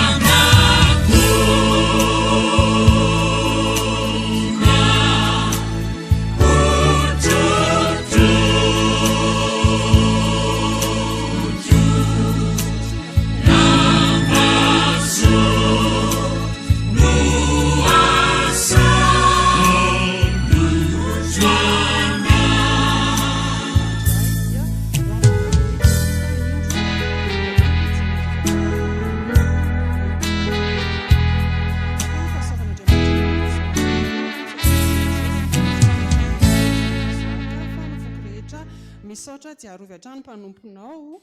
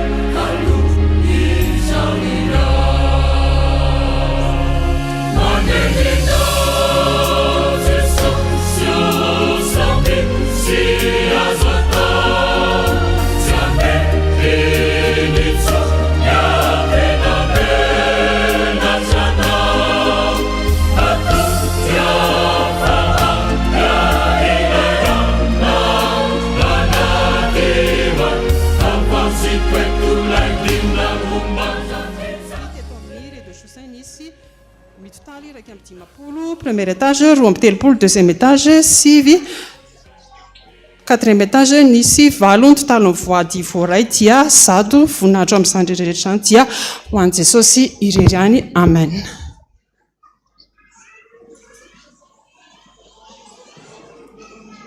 Ny aondriana voalohany azafady raha efa vita ny famakiana ny voady dia ampiretina ny jiro. Raha mbola tsy vita dia ataontsika ny hira fa fito amin'ny firana fanampony tsy hainay ny angina.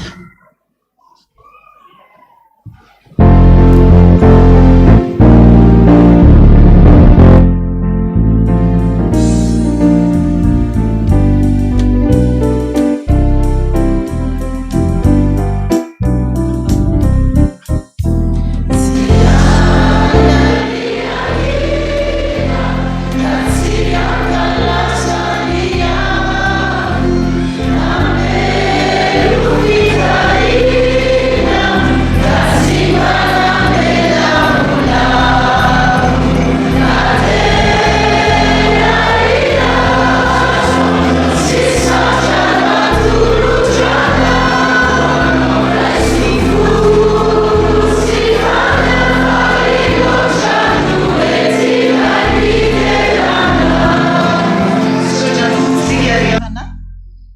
ny fandaharany sy ny fandaminany a dia ampiverina kely loha amin'ny larobi zao a no fisotroana ny rahan'i Jesosy anasana tsika rehetrarehetra amin'izany fotoam-pifoazana zany ary tsy ny amin'izany ihany a fa ny anatrantsika ny fotoam-pifoazana rehetra atao anatin'ny fitandremana manainga antsika fa ny fiangonantsika dia fiangonam-pifoazana na ny maraim-baovao a na ny fotoana amin'ny sivy a na ny atoandro a ny alarobia amin'ny roa sy ny ariva amin'ny enina ny fotoana rehetra dia anasana antsika rehetra fa amin'ny larobia zao a dia ny fisotroana ny ran Jesosy faharoa manaraka izay a vita nataontsika teo a ny fety ny krismasy sy ny taom-baovao tao anatin'iny fotoana iny a dia tsy afaka nanatanteraka asa isika fa izao kosa tsika dia hitohy eo amin'ny fanaovana ny asa izay efa ny fanarahantsika dia ny fanamboarana ny WC atao anatin'ny fiangonana eto amin'ny fitandremana Taninanadrano ka dia hanomboka tsika hiditra indray a anamboatra ny WC ao amin'ny rihana voalohany ny anaovana an'io dia oravaina tanteraka daholy a io ao amin'ny rihana voalohany io a ny antony dia misy tsy mety a ny conception ny fomba nanamboarana anazy tsy haiko miteny gasy a misy amboarina kely satria tena misy tsy mety ao a dia lasa misy miparitaka rehefa mandeha makao a dia lasa tsy afaka mihitsy n'le fofony oravana tanteraka io a dia hanomboka amin'izay asa izay sika arezana na ho tsara kokoa no ny ato ambany ara na faramba farafahanina mitovy amin'ny ato ambany a no anaovantsika ny WC ao amin'ny rihana voalohany vita io a dia lasitsika miakatra any amin'ny rihana faefatra manoloana an'izay ny eo amin'ny rihana voalohany io a ho antsika rehetra izay manana eritreritra anatanteraka izany tsara aloha mampafantatra fa tsy mandray antoka hoe tonga dia mandray vita ny fiangonana fa ny fividianana ny fitaovana ohatra ny tanterahana tato amin'ny RDC a dia rahany ato amin'ny fiangonana no mandeha mividy mijery misy solotena mandeha amin'izany fa tsy olona ray a ny solotenany teknisianina atao anatin'ny fiangonana ny solotenany izay mahazo ny tolotra ny asa alalana tsara mba tsy ho diso ny zavatra vidiana misy ny solotena ny birao any fiangonana ary miaraka amin'ny solotena ny birao maharitra zany hoe tsy olona ray na roa no mandeha mividy ny fitaovana rehefa manao ny asa ohatran'izao tsika fa solotena efatra zany avy amin'ny samihafa no mandeha mividy ny fitaovana mandeha mijery any a izay ho atao ka ianao zany izay vonina anatanteraka an'izany a dia ny fanatanterahana ny asa no ataonao a fa manoro kosa ianao raha mahita fitaovana hoe mora tsara ho ampiasaina ao anatin'izany noho izany a dia afaka terinao ato amin'ny sekretera ny fiangonana ato ambany akaiky ny parkina ao ianao maka ny andinindininy rehetra manomboka amin'ny talata izao a mandritra ny tierinandro ity ary ny valiny ny tolotra izay ho ataonao kosa dia amin'ny alarobia heriny amin'ny 4 ora ariva no manomboka mandray anareo a ny eo anivy ny birao maharitra sy ny birao an'ny fiangonana manoloana an'izay tolotrasa izay manantena antsika rehetra amin'ny fiarahana manatanteraka fanatsarana ny fotodrafitrasa ato anatin'ny fiangonana ny momba ny fanadiovana mbola misy fotoantsika maheny fofona ato anatin'ny fiangonana dia ny dalina manodidina antsika avato amin'ny sisiny havananato a sy ny ato arinato ireo kanalinareo zany ny efa tsentina efa misy ny fampiresahana any amin'ny tompona ndraikitra tany amin'ny 3e arrondissement fa efa eo ampanatanterahana ny fijerenan'izany a ny birao maharitra miaraka amin'ny tompona ndraiky mpanjakana tsy mbola azontsika amboarina io a sy azo atao ninina satria ny andro fahavaratra fa dia hijerena aloha ny fanatanterahana anazy ny fahatelo farany a dia ny fangatahana amintsika foana ny fanajana ny fahamasinany tranon'Andriamanitra marina fa fitiavana atao anatin'ny fiangonana fa mba mangataka antsika tanora ny tompona ndraikitra rehetra atao amin'ny fiangonana fa tsy fanaovana fitiavana ny trano fiangonana aoka tompoko a rehefa mba miditreo averina foana tena maingavo mihitsy hoe ato tranon'Andriamanitra na tena misy hoe ampiaraka ianao na manao fotoana iny ianao tena hoe nanapa-kevitra mihitsy rehefa nyresaka hoe alao tonga dia ahitsy mihitsy le izy tonia de hoe tsy fampiarahana tompoko atao amin'ny trano fiangonana tanoha mantsy mbola natao hoe tsy fanaovana fotoana hafahafa atao tsy fanaovana an'izao fa tena misy mihitsy akizy de samy fanoroka atao anatin'ny trano fiangonana de mangataka tompokoa mba ho ataontsika ny fahamasinana amin'ny trano fiangonana ary raha mba misy mahita nyrenitsika rehetrarehetra de mba tenenao mpitiavana fa zanakitsika daholo reny anarina mpitiavana fa ny tena mampalahelo de rehefa misy tratra izy reny de na ny lehilahy mpiangonato amintsika fa ny vehivavy tsy mpiangonato na ny vehivavy mpiangonato fa ny lehilahy tsy mpiangonato de manjary manala baraka ny fiangonantsika any ivelany ihany hoe ary amin'ny fiangonana ry ohatran'izao de mba samy mitondram-bavaka ny zanakitsika koa tsika ao anatin'izany mba hiaro azy amin'ny fakapanahy sy ny zavatra maro samihafa de samy mahery daholo manantena mandrakariva ny fiarahantsika amin'ny entana amin'ny fanatanterahana ny asan'Andriamanitra rehetrarehetra eto amin'ny fitandremana voninahitra de ho an'Andriamanitra irery ihany.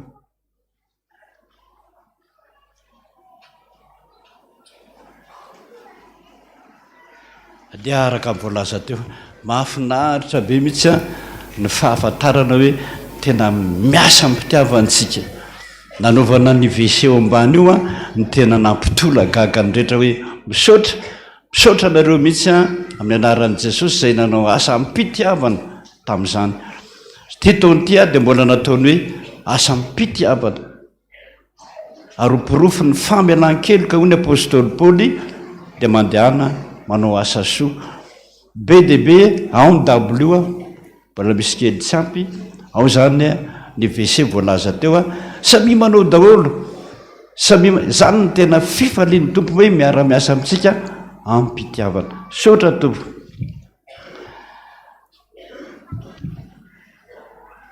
Any sampana rehetra SLKAT nofy na nofy izy etsetretsetretsetretsetretra mengavy dada ozy raha mba azo atao mba tenena hony ny SLKAT hoe mandoko volo be loatra sasany manga sasany fotsy sasany mena sasany maitso de hafahafa be fa mba tenena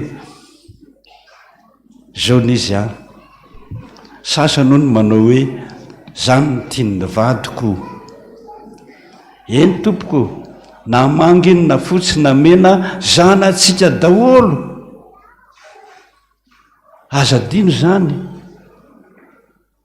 oroahana neny velany ary ampandrosondro ny very tadiavina de ny zanatsika indray ve mbe ahoana mizara roa ny ankizy azadino ao ny mpiandry ary eo ny tsy mpiandry raha mbola tsy mpiandry izy mbola zaza koa izy angamba mbola latsaky ny 40 taona mbola tsy majeur zaza izy teneny rehefa ny trano amboary rehefa tsy mety adiditsika ray aman-dreny any izay manamboatra zay mihitsy ny tian'Andriamanitra fa tsy io akory ny kapohana anazy nefa mpiandry de apetrao amin'i Jesosy zany hoe mety ve Jesosy zao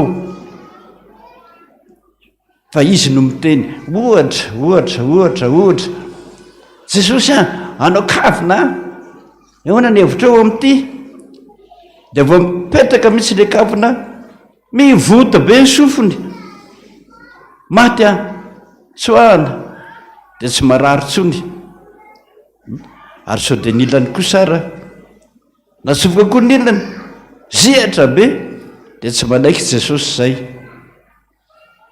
zay fadokona volo antanioan'i Jesosy zany fa atao mivoraka be olonao io na izy mampijery fitaratra anao hoe zao no mety fa tsy loko akory de zay loko lazain'i Jesosy anao io atao mikarakara mitaiza zanaky ny hafa raha-jerena le tsika hoe hoarina indray fiangonana tsika izao am'mpiandry a efa manana gropy anankiray tsy teneniko aminareo mihitsy ny io fa tena gropy tena miasa ampitiavana tonga hatrany ampivarotena iny faritra rehetrarehetrarehetra ahitanareo azy iny satria nareo mpakany daholy tonga hatrany so mahita an'ireo mpiandry reo nareo gaga nareo hoe angatony koa ty fa mahazo olona izy mahazo izy a zay mpakaty rehetrarehetrarehetra izy makasary anay fotsiny de lasa de alefa ny gazety fa ireo tena mampibebaka mihitsy hoe zao aro atao hoe raha mitady asa ianao a zao atao zao atao zao atao zao atao resy lahatra tonga mivavaketo izy a miaraka amin'ny fitafiny azatairina azatairina ohatra nyreny manjonotrondro reny tsika misakatrondro raha miraparapy eo anao a very tiany jesosy ane reny olona reny zay miasa ampitiavana zay nitadiaviny amintsika zay asa tairina mihitsiny zay ampy angamizay raka izy a ampyzay ampyzay raha ohatra ka tena tiany vadiny io a de tsara ny miresaka amin'ny vadiny hoe sao de takitaka an'izao tokoa nga mba nomety fa tsy de tia loatra tenenina ampitiavana zay za dada nanofy zafady zanaka nabaviny vadiko nanofy hoe nahita vehivavy nalempoka zazakely teo ambony fasana mariko fa izy io a de mbola ao anatin'ny fanompoatsampy mariny zany izy ny ampofony renibeny tamin'ny andro nahafatesana fa io renibeny io anefa de sahirana be vao maty fa mpamosavy ny asana tatam-piangonana io zanaka nabaviny vadiko rehefa avy nampandrona tato izy a no nanofy anio ary rehefa lasa ny tamatavy nisy fotoana izy io bevoka de maty tao akibony ny zana mpamosavy ho a reny le ataon'i jesosy hoe tsy ariana tadiavina daholo reo olona rehetrarehetrarehetrarehetra reo a fa ity izy bevoka de maty ny zanany a de mbola miasa hatramin'ny zanany eo akibony a ilay ody mahampamosavy azy io le hoe tapahana osina izy amin'ny mahampamosavy azy mpamosavy a tsy azonao mihitsy fa metsara vela tsy foana ny ataon'ireo olona reo nefa ozy jesosy hoe tsy azo ariana tadiavo izy ampibebao nitakina voalohany indrindra aminy hoe aiza le ody mahampamosavy anao miompy vorondolo izy a na zana-borondolo aiza miompy bibilava izy a misy sakafo ao aiza ary indrindrindrindrindrindrindrindrindra ny mpamosavy zay voalazanareo tsara fa seko jerenareo tsara foana ao anaty facebook ho anareo zay mijery facebook no hoe ny tsiambaratelo ny mpamosavy de mivoaka be dehibe eo ny tsiambaratelo fa klikenareo hoe tsiambaratelo ny mpamosavy de mahita vehivavy mitaiky kifafy ianareo io a ilay izy de enoy atao nandrenesako an'izany le mpamosavy eo tena nyteny mihitsy hoe raha teniteneninao zao sekre zao a matiko anao de niteny le olona hoe eny de naborany daholy ny sekre rehetrarehetrarehetrarehetrarehetrarehetra ao zany ao kanjo vo eny le mpamosavy fa naborany tany amin'ny hôpitaly le rangahy rovolana tsy natsaro tena mihitsy a herinandro de mifo de herinandro de mifo ainga vonjeo a io olona io any amin'ny hôpitaly misy mpiandro be dehibe makany velona somatsara izy zao a io no mitantara fa rehefa misy zazakely maty de alain'io mpamosavy io ho azany amin'ny fasany akan'ny taonany na ny rantsany a tanany na rantsa-tongony. Io ny mampahiry be mahay mpamosavy araka amin'ny filazana. Zay tsy manana telefôna, tsy manana telefôna, fa izay mpamosavy rehetrarehetrarehetrarehetra eto amin'ity tanàny ity, 7 zay neto. Ary ny faritra misy anay a hatrany Sabotsynamena misy 7 zay tsisy manana telefôna zay a. Misy paster ao, misy iraka ao, misy mpiandry ao. De telefôna io no miantsonay hoe 9 alina daholo ny Sabotsynamena amin'ny trano ranony. De amin'ny 9 alina zay a tonga de misy misitona daholo. 2 minitra zay a, zay tsy manana bus, zay tsy manana moto, fa tonga de manidina fotsiny zo zay a any Sabotsynamena miaonao daholo zay. Mamanko fahoriana, manao fahoriana tompoko, te mamanko fahoriana. Zay tsoka labozy nefa ny namanay. Sasa mibana ny interrupteur. Ao anatin'io zay a mangarom-bavan'ny maty. Zay eny fombany aiza le ody atolory. Mafy be tsy mameno mihitsy izy ninina tao. Fa atao foana ny mampabebaka azy. Ary ianao zay nanoratra nyity miona amiko any Brono raha farany kely indrindra fa raha tsy zany zay ateraky ny kibonao de maty fa io zaza kely io mihitsy a zay io le hoe nanempoka re tsy teo izy teo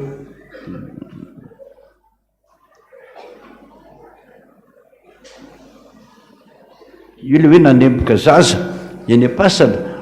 De io zany fianakaviana rehetrarehetra mpamosavy daholo. Raha tsy tapahana oziny ianao a zay ateraky ny kiborotra rehetra maty daholo de maty daholo.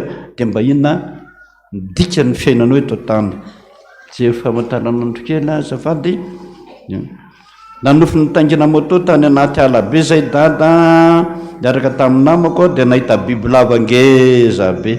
Nandeha tamin'ilay alabe aho fa tsy nahazo ilay misy izy de nidobodoboka be ny foko de taitra zao.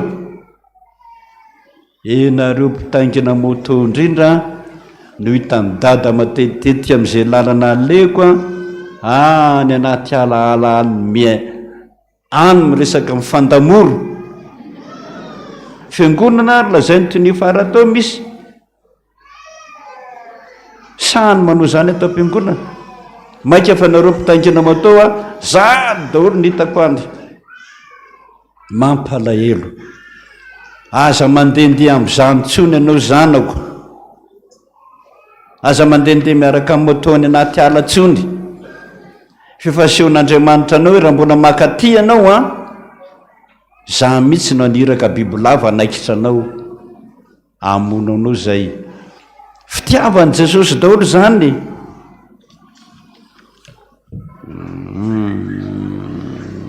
Za dada nanofo hoe raha va nianatra hono za tamin'ny 5 efa maizina be ny andro de anotsinay ny zokinay lahy hono zaka. Rehefa nandeha hono za de nisy ny antso za ka nitodika de tsy nisy olona akory ka avy eo a nisy ny antso indray a de nitodika de nijery ambony ka nisy raha manavo lehibe teo ka niome izy nandositra zay de nanentsy anay izy ka nijanona zay de noroasiko tamin'ny anaran'i Jesosy izy ka de nanjavona. Noroahana koa ny anarany fa tsy roasika zany tsy teny gasy. De noroahako tamin'ny anaran'i Jesosy zay. Zaho izy vao 13 taona fotsiny raha tsy fantatra na kilasy firy fe tokony miandry mpiandry ianao. Zay ny dikany mamonjy hiraka de misoratra anarany. Jesosy misaotra anao zay a mena tombona. Nanofo za hoe nisy mpiandry tato am-piangonana mitondra ny zanany nisana fa demoniaka dia namono be lay zanany. Mamono be zany le demoniaka de niantsy vonjy ilay mpiandry ka nanatony za. Ka rehefa nanatony za de lasa zaza marary mandoaly lasa zaza marary le demoniaka nandoalika nivavaka ary za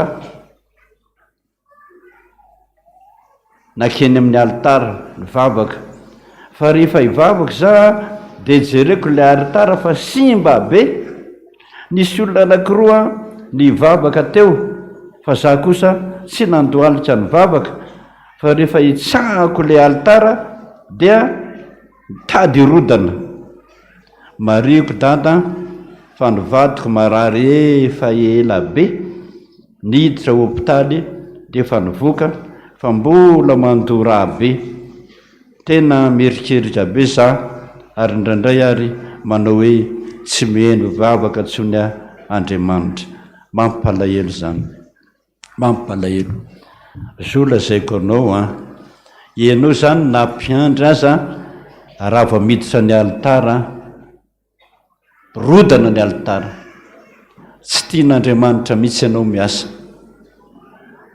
zafady ny ampibebaka anao zao nitadiaviko ianao io mionamiko rehefa avy eo tany sao amiko daholo ny nofonao raha ohatra zao de efa lazaiko anao ka amin'ny alina anao matory ho antsika rehetrarehetra io raha manofotsika amin'ny alina fa ohatra misy manindry eo mpandrina miantsy vonjeo ianao misy ininao zay mifandrina ny kodoro misy inona misy ody zay ny kodoronao io tsy maintsy alana Taninarivo dorana tsy azo andorana ny zavatra eto Taninarivo fa ario fotsiny raha mbola tsy afaka ody io ninona ataonao niza milaza azy mpiandry mahay tsy mahasitrana ianao na manofy ianao fa misy manakento eo mpandrina nohondanao zay io arina io dorana tsy mahasitrana anio ianao na mitomany fahazaty faharivo amin'i Jesosy ary satria misy raha filany eo ody anie raha filany Jesosy esory zany tsy mahasitrana mivadinao ary ianao tsy avelan'i Jesosy miakatra any amin'ny alitara tsy ilainy akory ianao mivavaka zay mitana ody rehetrarehetra tsy ilainy Jesosy mivavaka akory zay meonamiko anao rehefa aveo raha fa fantatrao zay zavatra nolazaiko zay esory ny ondana esory ny kodoro ndana mifona amin'ny tompy mivavaka amin'izay ianao avelany mivavaka de ho sitranao azy vadinao zavatra tsotra kely zany fisao dada tinka mba farany savy za dada matetika nanofona hoe kekery biby lava maitso be fona ny tenako tendako rehefa nesoriko eo amin'ny tendako anefa le izy dia tapaka mizara roa de miverina mitambatra ndray de avy eo indray dada nanofy hafa indray hoe nanofy za zazakely maty be dehibe eo mpifoniko nefa zaho mbola tsy niteraka fa tiako fantatra ny antony zao raha nanofy ianao edidiny bibilava ny tendanao kasineo zay kasiny le fetendanaovanao isanandro misy ody dory io za tsy mananao isanatsony io fa dory io no mahatonga anao mihitsy manofy zaza be dehibe ianao miara-matory aminao hatramin'io dra atorinao io zareo tsara raha ohatra ay moa le zaza hoe maty raha ohatra le zaza ka hoe taolana sisa miara-matory anao mpandrina hatramin'ny kodoro ao anatiny arina fa misy ody ao tsy miteraka mihitsy ianao ninina ataonao nizaniza dokotera milaza azo mahay raha vao misy an'izany kodoronao tsy miteraka ianao aza dino zay de raha ohatra le zaza nefa tsy tolana fa mbola zaza mihitsy araka ny teninao ato de ody voaingana io de le dranao io sasana tsara raha mpiandry anao sorana savony de akapoka mafy mihitsy amin'ny anarana rano Jesosy de mailidika averinao le dra raha mbola manofo ihany ianao a tory amin'izay iny fa rehefa tsy manofo ratsony ianao a dia efa tsara zay tsy miteraka mihitsy ianao raha tsy vita zay farany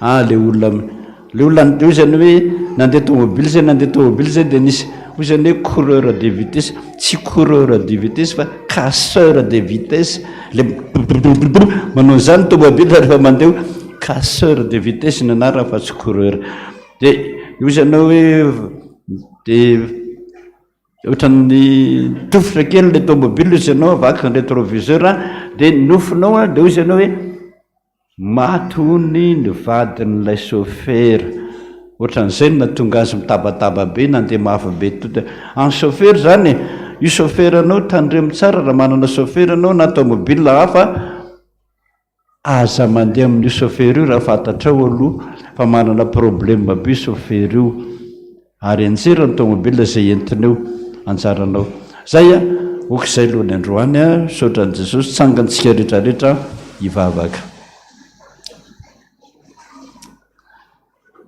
vavaka isika Jesosy misotranao a voalaza daholo mitiana olazaina androany fa rehefa tsy mifantoka an'izay Jesosy variana fa tsy mivavaka na milaloha telefona dia malahelo anao matiantoka mihitsy ianao mahita olona tsy mivavaka ary zany noteneninao foana hoe ina moa ny tsodrano omena azy mampieritreritra tokoa ny teninao Jesosy ka dia ampianaro zay fantoka vavaka zany no mahazo fitahina avy any aminao mahazo tsodrano avy any aminao misotranao koa amin'ireo nofo be dehibe ampafantarinao anay a mananatra anay misotra Jesosy asenao miasa koa zay ampitiavana tena anao ampitiavana tokoa ho mariky ny fibebahanay ka reo ny asa reo ny vahoakanao nafinaritra anao nahita azy ny asa teto niara-ny asa tamin'ny mpitiavana hatramin'ny ela toy izy zany Jesosy raha tanika misy mampalahelo anao amin'ny zavatra tsy mety ataonay anarina mpitiavana eny hatramin'ny mpivarotena raha Jesosy efa miditra ny fiangonanao tsy ho an'ny FPVM ihany fa ho amin'ny fiangonana rehetra eto Antananarivo efa niaraha-paly zany efa nazahoanay a vavolombelona marobe zany a misaotra Jesosy voavonjy tokoa na dia ny faran'izay ratsy indrindra aza ary efa nanomboka nahitana asa niara tamin'ny ratsy fanaony a misaotra Jesosy a faly an'izay miara-miasa aminao amin'izany ka taio mpanomponao manao zany ampifaliana ampitiavana ho anao ane Jesosy reny volamena sy vatosoa mba tsy raraka ao anatin'ny sivana rehefa ratrizay fa zay rehetrarehetra Jesosy alohan'ny sarana dia mangataka anao a mba hoe ny amin'ny dablo tsirairay avy any amin'ny rihana voalohany ny rihana faharoa ny fahatelo sindrindra fa ny amin'ny rihana fahaefatra zay be zaza kely hianatra sekoly alahady sotra Jesosy fitiavanao daholo ane zany te amiana ny vahoaka rehetrarehetra ianao zany ny antony atongavanao eto mba tsy ho lany andro koa zahay vavaka fa ianao n'Andriamanitra tokana azo ivavahana miresaka aminay mananatra anay manoro lalana anay ngataka no a Jesosy araka ny tena hoe tahita ny endrika eo reo izy Jesosy fantatro daholo ny atongavana iato mijery azy ianao ankehitriny mahafaly azy ary mahafaly anao ny mifanatrika aminy mbola nataonao koa Jesosy hoe tandreny feonao Jesosy zany ny etaetanao olona mivavaka olona metoraka ny aminao mamboraka ny foniny aminao zany tadiavinao zany mampangetaetanao ka mba mangataka aminao na ray minitra ihany azafady Jesosy mba iondrika kely ianao mba andre mibitsibitsika ny mpanomponao dia tanterao aminay ny teninao hoe inona ny tianao mba hataoko aminao dia ianao raha mivavaka izy Jesosy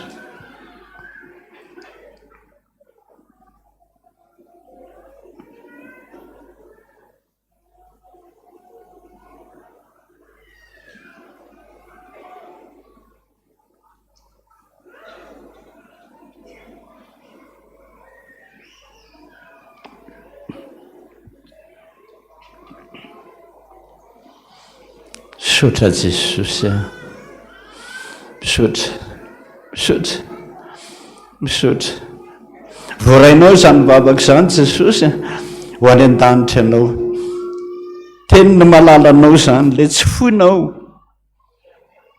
ka ndreto zay Jesosy anompo anao ane zay anompo anao hatramin'ny farany ane zay mpanompo manko ny anaranay ka mbo ino Jesosy mpanomponao mangataka tahaka amin'ny mpangataka rehetra hoe Jesosy eo ianao mivavaka anaranao ny ankatahako izany Jesosy raha inaizy any an-danitra masina ny any anaranao tonga ny fanjakanao atao any sitraponao ety an-tany tahaka ny any an-danitra meonay ino ny anina sy azonay ary mamelany elokay tahaka namilana azy izay meloka taminay ary iza mitondra ny amin'ny fakam-panahy manafany amin'ny ratsy hanao ny fanjakana sy ny hery ary voninahitra mandrakizay amen. Raha isotsodrano o Jehova tompony maro aminao reoko ny fivavahanao ary efa midina zao amonjy ianao tsy andao anao tsy afoy anao ary anoranao ny lalakalenao rehetra za rehefa tianao tena tianao hatramin'ny farany sotra Jesosy anao ny dera anao ny aja anao ny voninahitra mandrakizay amen. Jesu apetrako amina ny fanahiako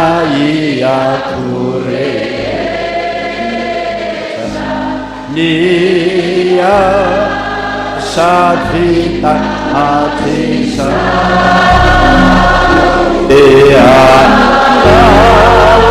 tukuti misi feta Jesu apita mamina tatira kuzami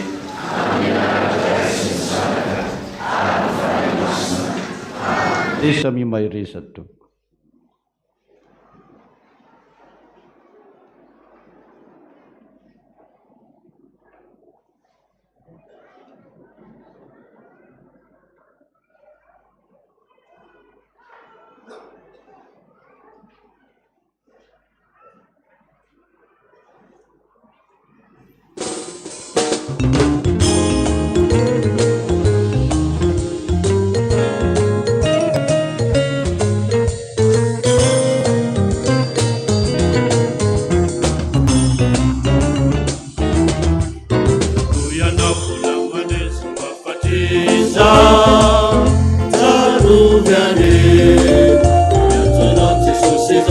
kaizayana ononave imevasimive harimevava aiso jeso Sampanao famankarao zao fiainanisa tetezany manarady ilay kristy tompobe fity ka tadidy fizay mandray ny feony ray no tonga itray hosanany Jesosy mbola tiana Jesosy mitadiana Jesosy miantsoana famibepahare mifonao mavesatray misainao mbola tsy maty atolory aziany faomanana zatoyanao fonony zao olomaofa andawandao ararauti ni fotone wanulona andawandao ande isika yaradi anupuani Jesu Kristi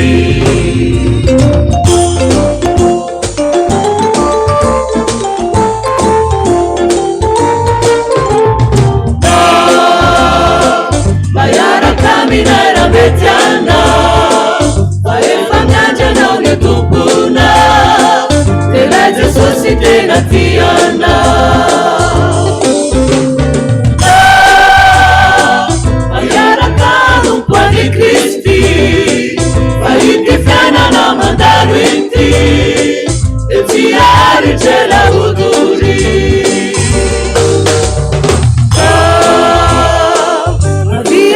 Chani tenana anukanani ajukanana hanarati anize sosisa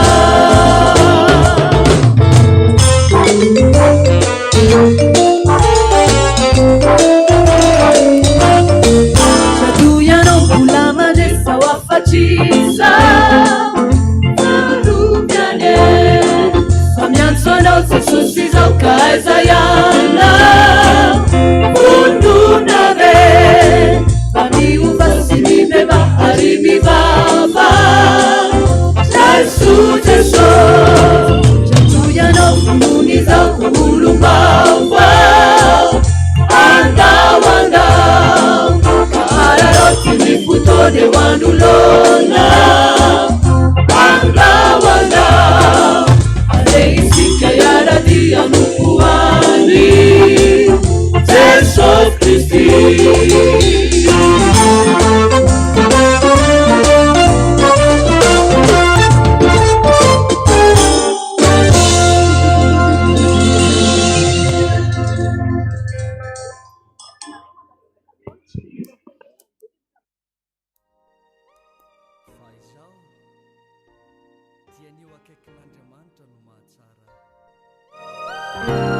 Ianao Jehova Tompo no nataoko ariko mba ilaza ny asanao rehetra